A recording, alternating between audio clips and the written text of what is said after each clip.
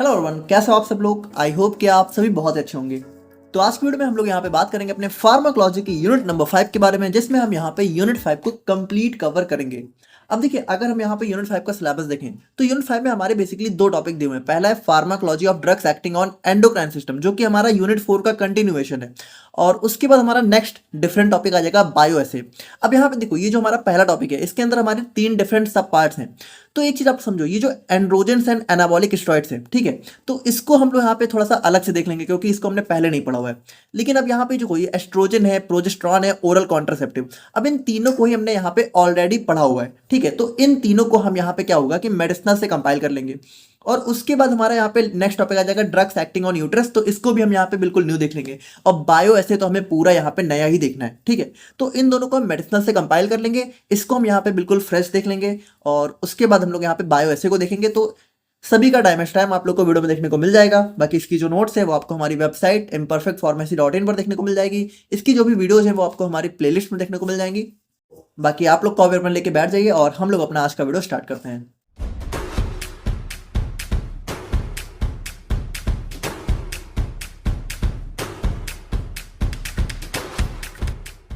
Androgens की हम लोग बात करें तो एंड्रोजन्स हमारे क्या है, एंड्रोजन्स हमारे group of male sex hormones.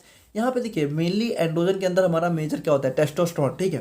बाकी इसके अलावा हमें डाईहाइड्रोटेस्टोस्टेरोन, ठीक है, ये सारी चीज़ें भी हमें एंड्रोजन्स के अंदर देखने को मिल जाती है।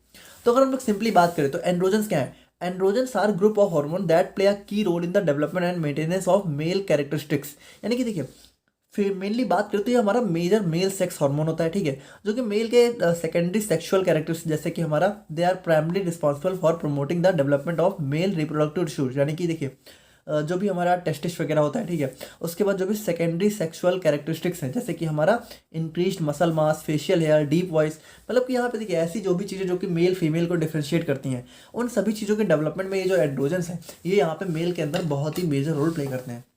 अब अगर हम लोग यहाँ पे इसकी क्लासिफिकेशन की बात करें तो यहाँ पे देखिए, क्लासिफिकेशन हमारा जो है नेचुरल और सिंथेटिक के बेस पे है। जैसे अगर हम लोग नेचुरली अकॉर्डिंग हमारे एंड्रोजन्स के बारे में बात करें तो यहाँ पे देखिए, इसके अंदर हमारा टेस्टोस्टेरोन आ जाता है, डाईहाइड्रोटेस्टोस्टेरोन हो गया, एंड्रोस्टेरोन हो गया, उसके बाद हमें हमारे यहाँ पे डीहाइड्रो एपी एंड्रोस्टेरोन हो गया, ठीक है। तो ये सारे हमारे कुछ नेचुरली अकरिंग हो जाते हैं। उसके बाद सिंथेटिक की बात करें तो यहाँ पे बाहर से, मतलब इन्हीं की मिमिक्री करके जो है बनाया गया, जैसे कि हमारा मिथाइल टेस्टोस्टेरोन हो गया, और हमारे यहाँ पे ऑक्सीमेस्टेरोन हो गया, ठीक है। उसके बाद हमारा मेस्टेरोन हो गया। तो ये सारे हमारे कुछ सिंथेटिक एंड्रोजन्स हो जाते हैं। तो यहाँ पे देखिए, ये हम लोग बाहर से ये हमारी बॉडी में नेचुरली होते हैं, ठीक है। तो इन्हीं का फॉर्म होता है ये सारे। और अगर हम लोग यहाँ पे बात करें इसकी सिंथेसिस के बारे में, ठीक है, तो सिंथेसिस देखिए हमारा क्या होता है भाई, इसको थोड़ा सा आप लोग ध्यान समझिएगा कि यहाँ पे होता क्या है। जो हमारा यहाँ पे हाइपोथैलेमस होता है, ठीक है, तो यहाँ पे जो देखिए, जो हमारा हाइपोथैलेमस है, तो ये हमारा एक हार्मोन रिलीज करता है। क्या होता है, हमारा गोनाडोट्रोफिन रिलीजिंग हार्मोन, ठीक है, जीएनआरएच। और ये जीएनआरएच हमारा क्या होता है, पिट्यूटरी ग्लैंड को स्टिमुलेट करता है, ठीक है। तो पिट्यूटरी ग्लैंड को जब ये स्टिमुलेट करता है तो ये हमारा पिट्यूटरी ग्लैंड जो है हमारे दो हार्मोन निकालते हैं। एक हमारा निकालता है एलएच, ठीक है, और एक हमारा होता है एफएसएच। और इन दोनों को कंबाइंड फॉर्म में हम लोग गोनाडोट्रोफिन्स बोलते हैं। अब ये जो एलएच है ना, तो यही हमारा यहाँ पे क्या करता है, यही हमारा जो है फर्दर जो है टेस्टिस को, ठीक है, हमारे मेल्स में जो है टेस्टिस होता है, ठीक है, तो टेस्टिस को स्टिमुलेट करता है और यही टेस्टिस आगे चल के हमारे एंड्रोजन्स को प्रोड्यूस करते हैं, ठीक है। और इन्हीं एंड्रोजन्स में से जो हमारा टेस्टोस्टेरोन होता है, ठीक है, तो यही टेस्टोस्टेरोन हमारा एफएसएच के साथ कंबाइन करके हमारे स्पर्म बना देता है, ठीक है, जो कि हमारे बहुत मेजर रोल प्ले करते हैं सेक्सुअल डेवलपमेंट में, ठीक है, तो रिप्रोडक्शन में बेसिकली। तो यहाँ पे देखिए होता क्या था, production of male hormones and sperm is regulated by pituitary gland and hypothalamus. तो यहाँ पे देखिए वही चीज़ है, हाइपोथैलेमस जीएनआरएच रिलीज कर रहा है, और इसके रिस्पॉन्स में पिट्यूटरी ग्लैंड हमारा एलएचएफएसएच रिलीज कर रहा है, और यही एलएच हमारा आगे चल के हमारा एंड्रोजन्स वगैरह बना रहा है, स्पर्म बना रहा है ना।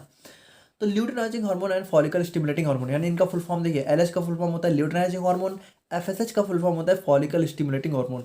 देखिए इन सभी को हम लोगों ने ऑलरेडी बहुत अच्छे से देखा हुआ मेडिसिनल केमिस्ट्री में, तो आप लोग थोड़ा देख लेना। बाकी are two essential messenger hormone produced by pituitary gland which act on the testis.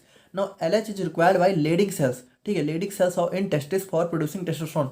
यानी कि देखिए, टेस्टिस के अंदर भी जो हमारा जो है टेस्टोस्टेरोन है, इसको प्रोड्यूस करती है लेडिंग सेल्स, ठीक है। तो ये आप लोग डिटेल में जाके देख सकते हो हमारे स्पर्म प्रोडक्शन में, ठीक है। बाकी testosterone along with FSH acts on seminiferous tubules.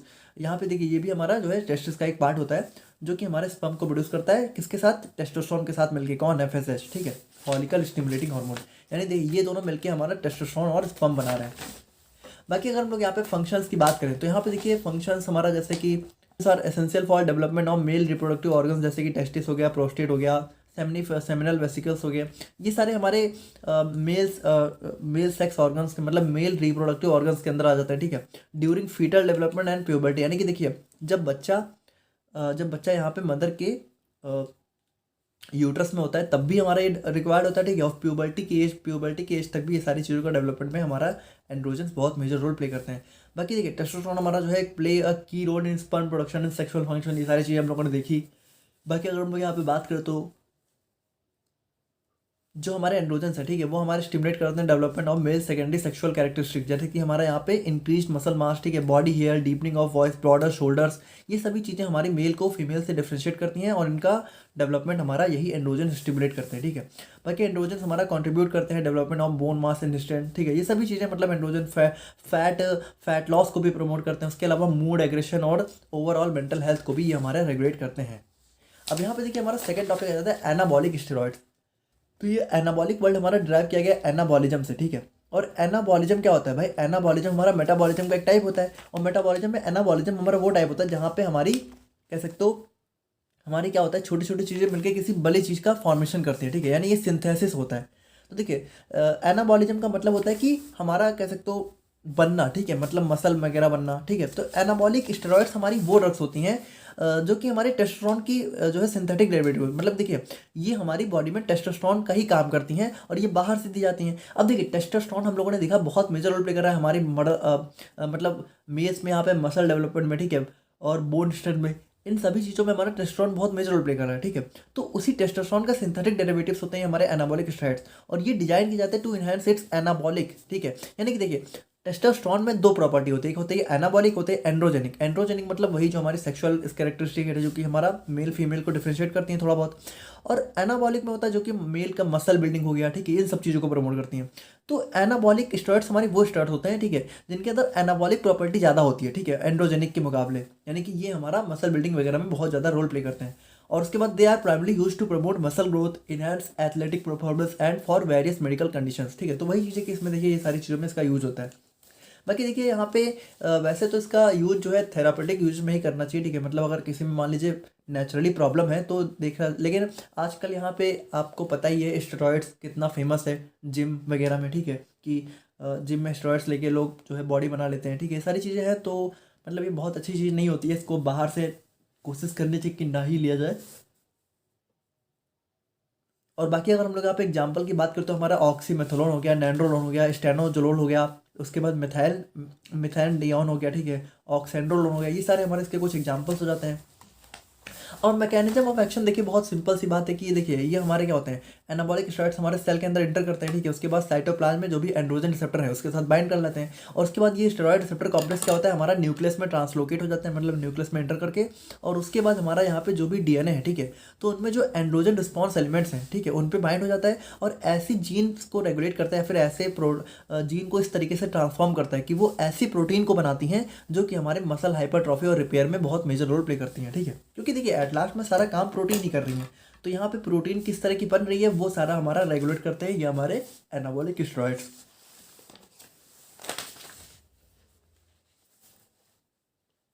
और अगर हम लोग यहाँ पे फार्माकोकाइनेटिक्स की बात करें तो यहाँ पे देखिए एब्जॉर्प्शन यहाँ पे they are available in both oral and injectable form, ठीक है, मतलब देखिए सिंपल सी बात है कि ओरल और इंजेक्टेबल दोनों फॉर्म में अवेलेबल होते हैं, ज़्यादातर इंजेक्टेबल होते हैं। डिस्ट्रीब्यूशन की बात करें तो यहाँ पे इनका डिस्ट्रीब्यूशन पूरी बॉडी में देखने को मिलता है, काफ़ी अच्छे से डिस्ट्रीब्यूट हो जाते हैं, ठीक है। और मेटाबॉलिज्म की बात करें तो साइटोक्रोम P450 एंजाइम के थ्रू मेटाबोलाइज हो जाते हैं और यूरिन से हमारा प्राइमरी एक्सक्रीट कर दिए जाते हैं। थेरापेटिक यूज की बात करें तो यहाँ पे देखिए मेनली इनका यूज हमें तभी करना चाहिए जब एक्चुअल में कोई प्रॉब्लम है, जैसे हाइपोगोनाडिज्म, यानी जहाँ पे हमारा मेल सेक्स हार्मोन्स अच्छे से रिलीज नहीं हो पा रहे हैं। एनीमिया हो गया तो यहाँ पे भी हमारा जो है एरिथ्रोपोइसिस यानी कि आरबीसी के फॉर्मेशन को बढ़ाने का काम करते हैं हमारे एनाबॉलिक स्टेरॉइड्स, ठीक है। डिलेड प्यूबर्टी है, ऑस्टियोपोरोसिस हो गया, यानी बोन्स वगैरह फ्रैक्चर हो रही है, डैमेज हो रही हैं, तो उन सब में हम लोग यहाँ पे यूज़ कर सकते हैं क्योंकि यहाँ पे मेडिकल यूज हो गया, लेकिन आजकल लोग जो है इसका वैसे ही यूज़ करते रहते हैं, ठीक है। एडवर्स इफेक्ट की बात करें तो हमारा हिपैटोटॉक्सिटी यानी लिवर टॉक्सिटी हो सकती है, कार्डियोवास्कुलर रिस्क, एक्ने, एलोपीसिया यानी कि हेयर लॉस हो सकता है, और हमारे यहाँ पे साइकेट्रिक इफेक्ट यानी कि एग्रेशन, मूड स्विंग्स, ये सारी चीज़ें देखने को मिल सकती हैं। तो यहाँ पे हमने बात करी अपने एंड्रोजन्स एंड एनाबॉलिक स्टेरॉइड्स के बारे में, और अब हम लोग यहाँ पे बात करते हैं अपने एस्ट्रोजन एंड प्रोजेस्टेरॉन के बारे में। अब देखिए ये दोनों हमारे फीमेल सेक्स हार्मोन्स हैं। तो सबसे पहले हम लोग यहाँ पे अपने ओवेरीज को देखेंगे जो कि इन दोनों को प्रोड्यूस करने का काम करती हैं। उसके बाद हम लोग यहाँ पे इन दोनों को ही डिस्कस कर लेंगे। तो देखो, ovaries are female reproductive glands responsible for producing eggs and release hormones like oestrogen and progesterone. तो देखो, जैसे मेल्स में स्पर्म होता है वैसे ही फीमेल्स में यहाँ पे ओवा या फिर एक्स होता है, ठीक है। तो इसको प्रोड्यूस करने का काम हमारा ओवेरीज करती हैं, और बाकी जो फीमेल सेक्स हार्मोन्स होते हैं जैसे एस्ट्रोजन एंड प्रोजेस्टेरॉन, इन दोनों को भी यहाँ पे ओवेरीज ही प्रोड्यूस करती हैं। Now they are present in a pair. अब यहाँ पे देखो, जैसे मेल्स में दो दो टेस्टिस होते हैं, उसी तरीके से फीमेल्स में दो ओवेरी भी होती हैं, और जिसको हम लोग ओवेरीज बोल देते हैं। तो देखो, एक ओवेरी ये हो गया, दूसरा ये हो गया, इन दोनों को, ये दोनों हमारी ओवेरीज होती हैं, इनको कंबाइंड फॉर्म में हम लोग ओवेरीज बोलते हैं। और they are crucial for fertility, ठीक है। तो फर्टिलिटी, इन सभी के बारे में डिटेल में आप लोग वहाँ पढ़ोगे, बस अभी समझ लो। और मेंस्ट्रुएशन साइकिल, मतलब मेंस्ट्रुअल साइकिल जो होता है फीमेल्स में, उन सभी को यहाँ पे मैनेज करता है। बाकी दे present inside the female body. अब देखो, जैसे टेस्टिस क्या होता है कि मेल्स में आउटसाइड द बॉडी प्रेजेंट होता है, लेकिन ओवेरी क्या होता है कि ये बॉडी के इनसाइड प्रेजेंट होता है, यानी कि ये बॉडी में बाहर से शो नहीं होता है, ठीक है। तो ये चीज़ थोड़ा सा डिफरेंस होता है। और बाकी बात करें इसके मेजर हार्मोन्स की, तो सबसे पहले बात करते हैं थोड़ा सा प्रोजेस्टेरॉन के बारे में। तो प्रोजेस्टेरॉन को हम लोग यहाँ पे प्रेगनेंसी मेंटेनिंग हार्मोन के नाम से भी जानते हैं। क्यों? क्योंकि जब भी लेडी प्रेग्नेंट होती है, तो देखो प्रेगनेंसी में क्या होता है कि यूट्रस के अंदर ही कह सकते हो फीटल डेवलपमेंट होता है। तो यूट्रस की लाइनिंग को थिक करने, यानी यूट्रस की कह सकते हो मसल्स को थोड़ा सा थिक करने में ये बहुत मेजर रोल प्ले करता है, ताकि वो आसानी से कह सकते हो बेबी को एकोमोडेट कर सके, ठीक है। मतलब बेबी को कह सकते हो रख सके, ऐसा समझो। बाकी it is produced by corpus luteum in the ovaries. अब देखो, ये सारी चीज़ें डिटेल में हम लोग पढ़ेंगे। कॉर्पस ल्यूटियम हमारे होता है ओवेरीज के अंदर, उसी से प्रोड्यूस होता है। Now it is also helps to regulate mood and promote bone health. तो फीमेल्स में मूड का रेगुलेशन और बोन हेल्थ, ये सारी चीज़ें भी थोड़ा सा हमारा प्रोजेस्टेरॉन दिखता है।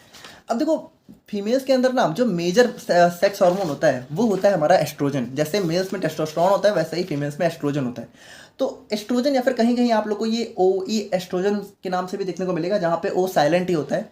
और is the major female sex hormone responsible for various primary and secondary sexual characteristics, ठीक है। तो देखो, यहाँ पे क्या क्या करता है, मेंस्ट्रुअल साइकिल को रेगुलेट करता है, और जैसे जो भी रिप्रोडक्टिव टिश्यूज होते हैं, जैसे वजाइना हो गया, यूट्रस हो गया, उन सभी को यहाँ पे ग्रोथ और मेंटेन करने का काम करता है। और देखो, oestrogen levels rise significantly during pregnancy to support foetal development, यानी कि जब भी लेडी प्रेग्नेंट होती है तो फीटल, यानी कि जो भी बच्चा होता है उसके डेवलपमेंट में भी यहाँ पे बहुत मेजर रोल प्ले करता है। और उसके बाद it is responsible for various, अब जैसे मेल्स में, जैसे फीमेल्स के अंदर जो अलग अलग कैरेक्टरिस्टिक्स होती हैं जिससे हम लोग डिफ्रेंशिएट करते हैं मेल और फीमेल को, उसको भी यहाँ पे एस्ट्रोजन बहुत ज़्यादा, मतलब एस्ट्रोजन की वजह से ही होते हैं। जैसे फीमेल्स में क्या होता है ना कि एक हाई पिच, मतलब थोड़ी सी उनकी एक पतली सी आवाज़ होती है, और फीमेल्स में भी अगर पिंपल्स वगैरह आते हैं तो एस्ट्रोजन ही उसको बहुत ज़्यादा कह सकते हो ट्रिगर करता है, ठीक है।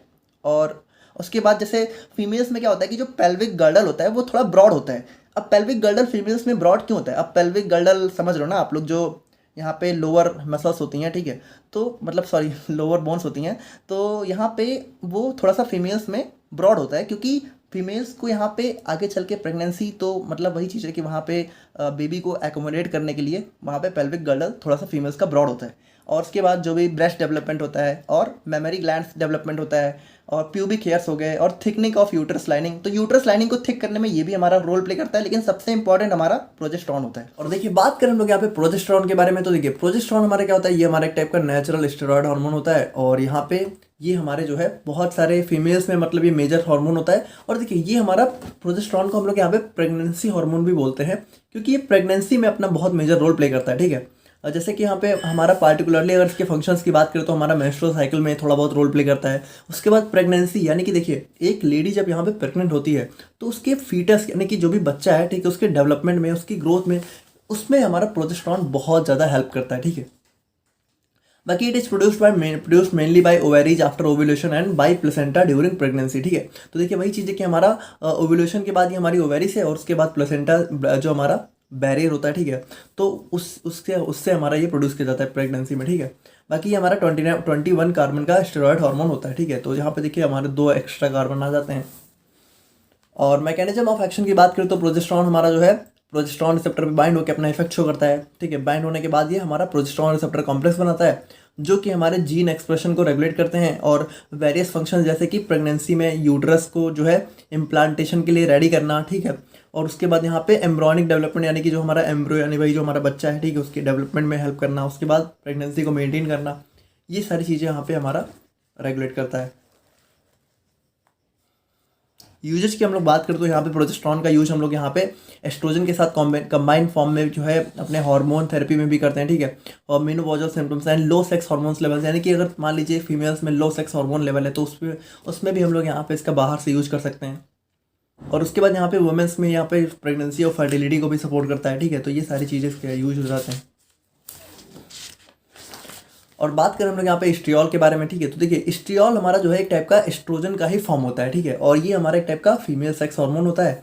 और ये हमारे 3 मेन एस्ट्रोजन, देखिए एस्ट्रोजन की 3 फॉर्म होती है मेनली। एक हमारा स्ट्रियोल हो गया, एक हमारा एस्ट्राडायोल हो गया और हमारा एस्ट्रोन हो गया, ठीक है। तो इन तीनों में से एक फॉर्म हमारी स्ट्रियोल होती है और ये हमारा मेजर एस्ट्रोजन होता है जो कि हमारा प्रेगनेंसी वगैरह में इन्वॉल्व होता है और नेचुरली हमारा प्लेसेंटा और फीटस जो है से प्रोड्यूस किया जाता है, ठीक है। और अगर हम लोग यहाँ पे स्ट्रक्चर की बात करें तो हमारा स्ट्रक्चर जो है सिंपली इस तरीके से देखने को मिल जाता है, जहाँ पे हमारे 3 OH ग्रुप आ जाते हैं स्टेरॉयडल रिंग के अंदर। मैकेनिज्म ऑफ एक्शन की बात करें तो ये हमारा एस्ट्रोजन रिसेप्टर का एगोनिस्ट होता है, यानी कि जो हमारे एस्ट्रोजन रिसेप्टर है मेनली हमारा ER अल्फा यानी कि एस्ट्रोजन रिसेप्टर अल्फा और एस्ट्रोजन रिसेप्टर बीटा, ठीक है। तो इन दोनों पे ये हमारा प्राइमरी एक्ट करता है। और जो भी हमारे एस्ट्रोजन रिस्पॉन्सिव टिश्यू होते हैं, यानी कि एस्ट्रोजन जिस टिश्यू पे जाके अपना रिस्पॉन्स शो करता है, जैसे कि हमारा यूट्रस हो गया, वजाइना हो गया, ब्रेस्ट हो गया, इन सभी में ही अपना एस्ट्रोजन इफेक्ट शो करता है। और जो भी फंक्शन है वो आप लोगों ने ऑलरेडी देख लिए हैं, तो वो सारे इफेक्ट यहाँ पे हमारा ये शो करता है क्योंकि ये हमारा एस्ट्रोजन का ही काम करता है, ठीक है। यूजेस की बात करें तो वेजाइनल एट्रोफी, यानी कि कभी कभी वेजाइना वगैरह में स्वेलिंग आ जाती है, ठीक है। तो इन्फ्लामेशन हो जाता है तो वहाँ पे भी। और उसके बाद यूरिनरी ट्रैक्ट इन्फेक्शन और हार्मोन रिप्लेसमेंट थेरेपी, यानी कि हार्मोन की कमी में हम लोग यहाँ पे इसको जो है बाहर से भी देते हैं, ठीक है। और एस्ट्राडायोल की बात करें तो देखिए ये भी हमारा जो है एक टाइप का एस्ट्रोजन होता है और ये हमारा सबसे मोस्ट पोटेंट और अबंडेंट, यानी कि सबसे ज़्यादा अमाउंट में सबसे ज़्यादा पोटेंट फॉर्म होती है, यानी कि सबसे ज़्यादा यूज मतलब कह सकते हो इफेक्टिव यही होता है। ये हमारा इसका स्ट्रक्चर हो जाता है। मैकेनिज्म ऑफ एक्शन की बात करते हैं हमारा जो है वही है, हमारा बाइंड हमारा एस्ट्रोजन रिसेप्टर पे करता है, जहाँ पे और एस्ट्रोजन रिस्पॉन्सिव जीन्स में यहाँ पे अपना जो है ट्रांसक्रिप्शन वगैरह शो करता है, ठीक है। मतलब कि जो भी एस्ट्रोजन को रिस्पॉन्स करती हैं जीन्स, ठीक है, मतलब कि जहाँ से हमारा प्रोटीन वगैरह सिंथेसाइज होते हैं, तो उन सभी में अपना इफेक्ट शो करता है। यूजेस की बात करें तो वही हमारा हार्मोन रिप्लेसमेंट थेरेपी, कॉन्ट्रासेप्शन, ठीक है। कॉन्ट्रासेप्शन यानी कि प्रेगनेंसी को प्रिवेंट करने में भी इसका यूज होता है, तो इसको हम लोग देखेंगे तब आप लोग समझोगे। और ऑस्टियोपोरोसिस यानी कि बोन को प्रिवेंट करने में भी हमारा यूज होता है, ठीक है। थर्ड हमारा जाता है स्ट्रॉन, तो ये भी हमारा एक टाइप का एस्ट्रोजन का ही फॉर्म होता है और सबसे वीक होता है, ये बहुत वीक होता है, ठीक है। और बहुत ही माइनर होता है, ठीक है, ज़्यादा अमाउंट में नहीं देखने को मिलता है। ये हमारा स्ट्रक्चर हो गया। और मैकेनिज्म ऑफ एक्शन की बात करें तो ये भी हमारा वही चीज़ है कि हमारे एस्ट्रोजन रिसेप्टर पे बाइंड करेगा, बाकी यहाँ पे इसकी एफिनिटी और पोटेंसी यहाँ पे काफ़ी कम होती है एस्ट्राडायोल के कंपेयर में। यूजेस की बात करें तो हमारा वही हो गया हार्मोनल रिप्लेसमेंट थेरेपी और प्री मैच्योर ओवेरियन फेलियर, ठीक है। मतलब कि जो है मैच्योर होने से पहले ही जो हमारी ओवेरी है, ठीक है, वहाँ पे हमारा एग नहीं प्रोड्यूस हो पा रहा है, कह सकते हो, वो सारी चीज़ें हो जा रही हैं, तो उसमें भी हम लोग यहाँ पे इसका यूज कर सकते हैं। और फाइनली हम लोग बात करें अपने लास्ट ड्रग के बारे में, तो ये हमारी रहती है डाइथाइल स्टिलबेस्टॉल। तो देखिए ये हमारी यहाँ पे एक लौती ड्रग है इसके अंदर, जो कि हमारे यहाँ पे कह सकते हो स्टेरॉइड नहीं होती है, मतलब ये नॉन स्टेरॉइडल होता है, ठीक है। और सिंथेटिक फॉर्म होता है एस्ट्रोजन का ही, मतलब ये काम एस्ट्रोजन जैसा ही करता है, बाकी ये सिंथेटिक होता है, यानी बाहर से सिंथेसाइज किया जाता है। और इसका यूज़ जो है वाइडली जो है 1940 से 1970s के टाइम पे इसका यूज़ बहुत ज़्यादा किया गया था। बट यहाँ पे आज के दिन में इसका ज़्यादा यूज़ नहीं होता क्योंकि इसके साइड इफेक्ट वगैरह भी काफ़ी देखने को मिलते हैं। मैकेनिज्म ऑफ एक्शन की बात करें तो ये हमारा जो है एस्ट्रोजन रिसेप्टर्स पे बाइंड करता है और यहाँ पे उसी एस्ट्रोजन, यानी कि देखिए जो भी काम एस्ट्रोजन करता है वही सेम काम यही करता है, मिमिक करता है। मिमिक मतलब कॉपी करता है, ठीक है। यूजेस की बात करते हो हमारा hormone replacement therapy, prostate cancer और कॉन्ट्रासेप्शन, ठीक है। तो कॉन्ट्रासेप्शन मतलब होता है कि प्रेगनेंसी को अवॉइड करना, ठीक है, प्रिवेंट करना। तो वो सभी चीज़ें हम लोग यहाँ पे देखेंगे तब आप लोग समझ जाओगे। तो यहाँ पे देखा हमने एस्ट्रोजन एंड प्रोजेस्टेरॉन के बारे में, और अब हम लोग यहाँ पे बात करते हैं अपने ओरल कॉन्ट्रासेप्टिव्स के बारे में। तो यहाँ पे देखिए कॉन्ट्रासेप्शन, ठीक है। तो कॉन्ट्रासेप्शन का मतलब होता है कि ऐसी दवाएं यहाँ पे जो कि हमारे प्रेगनेंसी को इनहिबिट करती हैं, ठीक है, मतलब कि प्रेगनेंसी को रोकने का काम करती हैं, ठीक है। तो यहाँ पे देखिए अब ओरल का मतलब क्या है कि ये हमारी ओरली ली जाएंगी, यानी कि यहाँ पे ये हमारी टैबलेट्स वगैरह के फॉर्म में देखने को मिलती हैं। तो यहाँ पे देखिए जनरली ये पिल्स होती है, मतलब कि काफ़ी छोटी छोटी हमारी गोलियाँ होती हैं, ठीक है, जिनको हम लोग पिल्स बोलते हैं। तो an oral contraceptive often referred as the pill is a medication taken by mouth to prevent pregnancy, यानी कि ये हमारी वो मेडिकेशन होती हैं जो कि जनरली हमारे जो है जनरली ये मेडिकेशन यहाँ पे फीमेल के द्वारा ली जाती हैं और यहाँ पे ये जो है प्रेगनेंसी को प्रिवेंट करने में हेल्प करती हैं। बाकी they prevent pregnancy by inhibiting ovulation and also by preventing sperm from penetrating through the cervix, ठीक है। तो यहाँ पे देखिए बेसिकली करती क्या है कि ये हमारा जो है सबसे पहली बात तो ओव्यूलेशन को इनहिबिट कर देती हैं। ओव्यूलेशन का मतलब होता है हमारा एग का रिलीज होना, ठीक है। तो फीमेल्स के अंदर यहाँ पे जब जो है एग रिलीज होता है तो उस प्रोसेस को हम लोग बोलते हैं ओव्यूलेशन, ठीक है। और ये हमारा मेंस्ट्रुअल साइकिल का ओव्यूलेटरी फेज होता है, थोड़ा बहुत आप लोग को पता होना चाहिए मेंस्ट्रुअल साइकिल, ठीक है। फीमेल्स के अंदर मेंस्ट्रुअल साइकिल चलती है जिसके अंदर यहाँ पे क्या होता है अराउंड जो है 14th डे, ठीक है। जब मेंस्ट्रुअल साइकिल का मतलब 14 डे होता है, मतलब टोटल यहाँ पे अराउंड जो है 1 मंथ 28 डेज की साइकिल होती है, ठीक है। अब ये जनरली थोड़ा बहुत आगे पीछे होता रहता है, बट 28 डेज में जब फीमेल्स यहाँ पे मतलब फीमेल्स को मेंस्ट्रुएशन होता है, ठीक है। तो मेंस्ट्रुएशन के बाद यहाँ पे मतलब 28 डेज तक, मतलब कि वो 28 डेज की साइकिल होती है, तो उसमें जो 14th डे होता है, ठीक है, उसमें यहाँ पे ओव्यूलेशन देखने को मिलता है, जब यहाँ पे फीमेल्स के अंदर यहाँ पे एग रिलीज होता है। तो देखिए प्रेगनेंसी के लिए मतलब कि फर्टिलाइजेशन के लिए एग का होना बहुत जरूरी है, क्योंकि देखिए स्पर्म यहाँ पे जब एग के साथ कंबाइन करता है तभी हमारा यहाँ पे जाइगोट बनता है, ठीक है। तो अगर यहाँ पे मान लीजिए स्पर्म पहुँच भी गया है अगर फीमेल वजाइनल ट्रैक्ट के अंदर, लेकिन अगर एग ही नहीं मिलेगा उसको, तो यहाँ पे क्या होगा भाई, प्रेगनेंसी बिल्कुल नहीं हो पाएगी, है ना। तो यहाँ पे देखिए वही चीज़ है कि हमारा ये ओव्यूलेशन को इनहिबिट करता है, और दूसरी बात यहाँ पे ये हमारे जो है स्पर्म को रीच होने से भी रोकता है। तो देखिए अभी हम लोग थोड़ा सा बात करेंगे, बाकी आई होप कि थोड़ा बहुत आइडिया आप लोगों को होगा कि प्रेगनेंसी में क्या होता है। जो मेल का स्पर्म होता है, मतलब बेसिकली जब सेक्सुअल इंटरकोर्स होता है, ठीक है, दो पार्टनर्स के बीच में, तो यहाँ पे जो स्पर्म होता है, ठीक है, तो स्पर्म यहाँ पे फीमेल्स की वजाइनल ट्रैक्ट के थ्रू यहाँ पे अंदर चला जाता है, ठीक है। और यहाँ पे क्या होता है, वहाँ पे अगर मान लीजिए वो स्पर्म अगर जो है एग फॉर्म हो चुका है, ठीक है, तो वो ये स्पर्म क्या होगा, इस एग के साथ फ्यूज होके और हमारा जो है जाइगोट में कन्वर्ट हो जाता है, और फिर यही जाइगोट हमारा फाइनली जो है बेबी के फॉर्म में यहाँ पे जो है हो जाता है, और यहाँ पे प्रेगनेंसी हो जाती है, ठीक है, बेसिकली। तो यहाँ पे देखिए अगर मान लीजिए यहाँ पे हम लोग बेसिकली टारगेट क्या रहेगा कि हम लोग यहाँ पे इस ओव्यूलेशन को इनहिबिट करेंगे, या तो हम लोग इस एग को बनने से रोकेंगे, या तो हम लोग क्या करेंगे इस स्पर्म को यहाँ पे पहुँचने से रोकेंगे, ठीक है। तो दो काम हमें यहाँ पे करने हैं। अब देखिए हम लोग यहाँ पे क्या करते हैं, सबसे पहले थोड़ा सा समझते हैं कि फीमेल्स में यहाँ पे किस तरीके से हॉर्मोन्स की रिलीज देखने को मिलती है, और किस तरीके से यहाँ पे जो है हार्मोन का एक बहुत ही मेजर रोल देखने को मिलता है प्रेगनेंसी में, ठीक है। तो यहाँ पे देखिए सबसे पहले होता क्या है, जो हमारा ब्रेन के अंदर हाइपोथैलेमस वाला पार्ट होता है। देखिए थोड़ा सा आप लोग को यहाँ पे एंडोक्राइन सिस्टम की नॉलेज होती तो अच्छा रहता, अगर है तो अच्छी बात है, नहीं है तो आप लोग समझना कि जो ब्रेन है, ठीक है, तो ब्रेन का जो हाइपोथैलेमस वाला पार्ट होता है, तो ये हमारे कुछ हार्मोन रिलीज करता है जिसको हम लोग बोलते हैं गोनाडोट्रोपिन रिलीजिंग हार्मोन, ठीक है, GnRH, ठीक है, गोनाडोट्रोपिन रिलीजिंग हार्मोन। और जब ये हार्मोन हमारा रिलीज होता है तो आप लोग ध्यान से सुनिए, ये हमारा जाता है कहाँ जाता है, हमारी बॉडी की पिट्यूटरी ग्लैंड में, ठीक है। अब पिट्यूटरी ग्लैंड क्या होता है, जैसे ये हार्मोन हमारा पिट्यूटरी ग्लैंड के पास पहुंचता है तो ये हमारी पिट्यूटरी ग्लैंड को स्टिमुलेट कर देता है, यानी इसको एक्टिवेट कर देता है, और जैसे ही हमारे स्टिमुलेट होती हैं तो ये हमारा रिलीज करती हैं गोनाडोट्रोपिन। अब गोनाडोट्रोपिन के अंदर हमारे दो हार्मोन होते हैं, पहला होता है ल्यूटिनाइजिंग हार्मोन जिसको हम लोग शॉर्ट फॉर्म में LH बोलते हैं, और दूसरा होता है फॉलिकल स्टिमुलेटिंग हार्मोन जिसको हम लोग शॉर्ट फॉर्म में FSH बोलते हैं। अब देखिए इन दोनों का मेजर मेजर काम क्या होता है, थोड़ा सा आप लोग समझिएगा। जो फॉलिकल स्टिमुलेटिंग हार्मोन है, ठीक है, तो वो जो फीमेल्स के अंदर ओवेरी होती है, ठीक है, तो ओवेरी के अंदर यहाँ पे बहुत सारे फॉलिकल्स होते हैं जो कि हमारा क्या करते हैं, ध्यान समझिए, फीमेल्स के अंदर यही फॉलिकल्स हमारा एग बनाने का काम करते हैं। तो ये हमारे क्या करते हैं, ये जो हमारे गोनाडोट्रोपिन के अंदर जो हमारा पहला हार्मोन है फॉलिकल स्टिमुलेटिंग, ये हमारा फॉलिकल्स को मैच्योर करता है, यानी कि फॉलिकल्स को इतना कैपेबल बनाता है कि वो एग यहाँ पे रिलीज कर सके। मतलब देखिए कोई एक फॉलिकल ही हमारा इतना मैच्योर होता है जो कि एग को रिलीज करता है। ये चीज़ आप लोग को पता होना चाहिए कि फीमेल्स में एग जो है एक ही फॉलिकल से रिलीज होता है, ठीक है, बेसिकली एक ही एग होता है।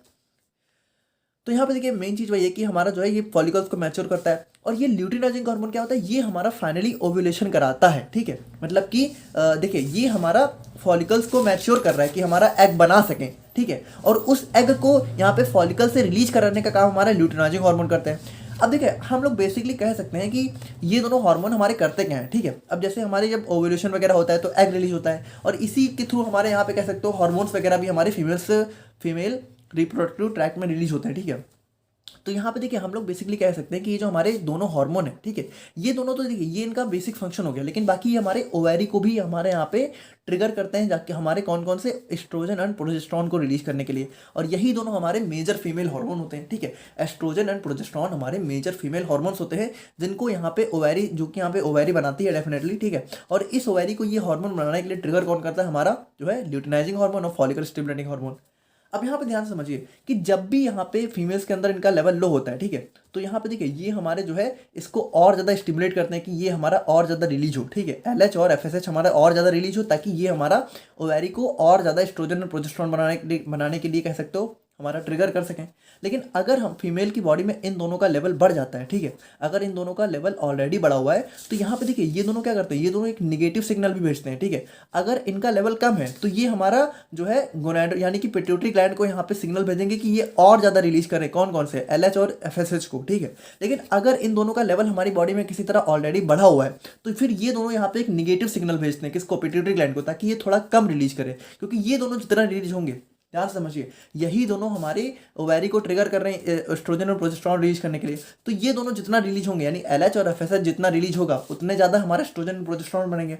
लेकिन अगर ये कम रिलीज होंगे, ठीक है, तो ये कम बनेंगे, या फिर कह सकते हो अगर इन दोनों का लेवल बढ़ गया ऑलरेडी, तो हमारी बॉडी जो है सिग्नल भेजेगी कि अब और मत रिलीज करो, क्योंकि ये हमारा बॉडी में ऑलरेडी सफिशिएंट अमाउंट में है। तो यहाँ पे देखिए आई होप कि इतना आप लोग समझ गए होंगे। बाकी देखिए थोड़ा सा अगर हम लोग समझें तो जैसे ये हमारे फीमेल्स का वजाइनल ट्रैक्ट होता है, ठीक है, सॉरी मतलब रिप्रोडक्टिव ट्रैक्ट सिस्टम होता है, ठीक है, जो कि इंटरनली देखने को मिलता है। तो जैसे ये हमारा वजाइना हो गया, ठीक है। अब वजाइना के ऊपर हमारा सर्विक्स वाला पार्ट होता है, सर्विक्स के ऊपर हमारा यूट्रस वाला पार्ट होता है। अब होता क्या है, देखिए थोड़ा सा हम लोग समझते हैं कि फर्टिलाइजेशन या फिर कह सकते हो प्रेगनेंसी में होता क्या है कि जैसे ये जो हमारा एग है, ठीक है, तो ये देखिए ये हमारा मेनली ओवैरी होती है, ठीक है। इसी ओवैरी में हमारे यहाँ पे एग बनता है, ठीक है। तो ये एग जब बनता है तो होता क्या है, यही एग हमारा 14th डे पे, ठीक है, 14th डे पे ये जो एग है ये हमारा रिलीज हो जाता है, ठीक है। अब यहाँ पे देखिए थोड़ा सा अगर हम लोग समझें अपने एस्ट्रोजन और प्रोजेस्टेरॉन के फंक्शंस को, जैसे फीमेल के अंदर दो मेजर हार्मोन होते हैं, पहला एस्ट्रोजन, दूसरा प्रोजेस्टेरॉन। तो देखिए एस्ट्रोजन क्या करता है, ये हमारा स्टिमुलेट करता है ग्रोथ ऑफ एंडोमेट्रियल लाइनिंग, यानी कि देखिए ये जो हमारा कह सकते हो यूट्रस होता है, ठीक है, तो इसकी सबसे इनर लाइनिंग हमारी होती है एंडोमेट्रियम, ठीक है। थोड़ा बहुत अगर आप लोग को पता होता तो ज़्यादा अच्छी बात थी, पता होगा तो आप लोग समझ रहे होगे। बाकी इसकी जो सबसे इनर लाइनिंग होती है एंडोमेट्रियम, ठीक है। तो यहाँ पे ये क्या करता है, हमारा ग्रोथ, इसकी ग्रोथ को यहाँ पे स्टिमुलेट करता है, कौन, एस्ट्रोजन। तो देखिए ग्रोथ को स्टिमुलेट करने से मतलब है कि ये एंडोमेट्रियम लाइनिंग को थोड़ा थिक करने का काम करता है, यानी कि देखिए ये लाइनिंग थोड़ी सी मोटी होने लगती है, ठीक है। अब ये मोटी क्यों होने लगती है, ताकि देखिए क्योंकि यहीं पे क्या होगा, यहीं पे जैसे अगर मान लीजिए फर्टिलाइजेशन हो रहा है, यानी एग और स्पर्म मिल रहे हैं, तो यहीं पे आगे एट लास्ट में बेबी जो है कह सकते हो मतलब बाइंड हो मतलब कि मतलब यहाँ पे बेबी जो है इम्प्लांट हो जाता है, ठीक है। जो एग जो जाइगोट है वो यहीं पे इम्प्लांट होता है, ठीक है। तो यहाँ पे देखिए होता क्या है कि ये जो हमारा एस्ट्रोजन है ये हमारे इस एंडोमेट्रियम लाइनिंग को यहाँ पे स्टिमुलेट करता है, इनकी ग्रोथ को।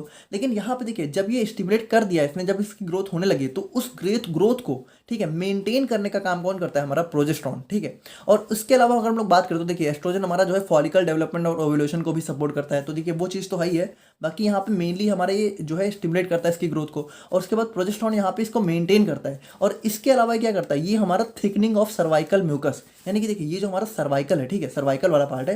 तो देखिए मान लीजिए अगर फर्टिलाइजेशन हो रहा है, मतलब मान लीजिए जो है सेक्सुअल इंटरकोर्स हो रहा है, तो यहाँ पे स्पर्म, देखिए यहाँ पे स्पर्म जो है इसी के थ्रू, इसी वजाइना के थ्रू ही तो हमारा जो है हमारे यूट्रस में पहुँचेंगे।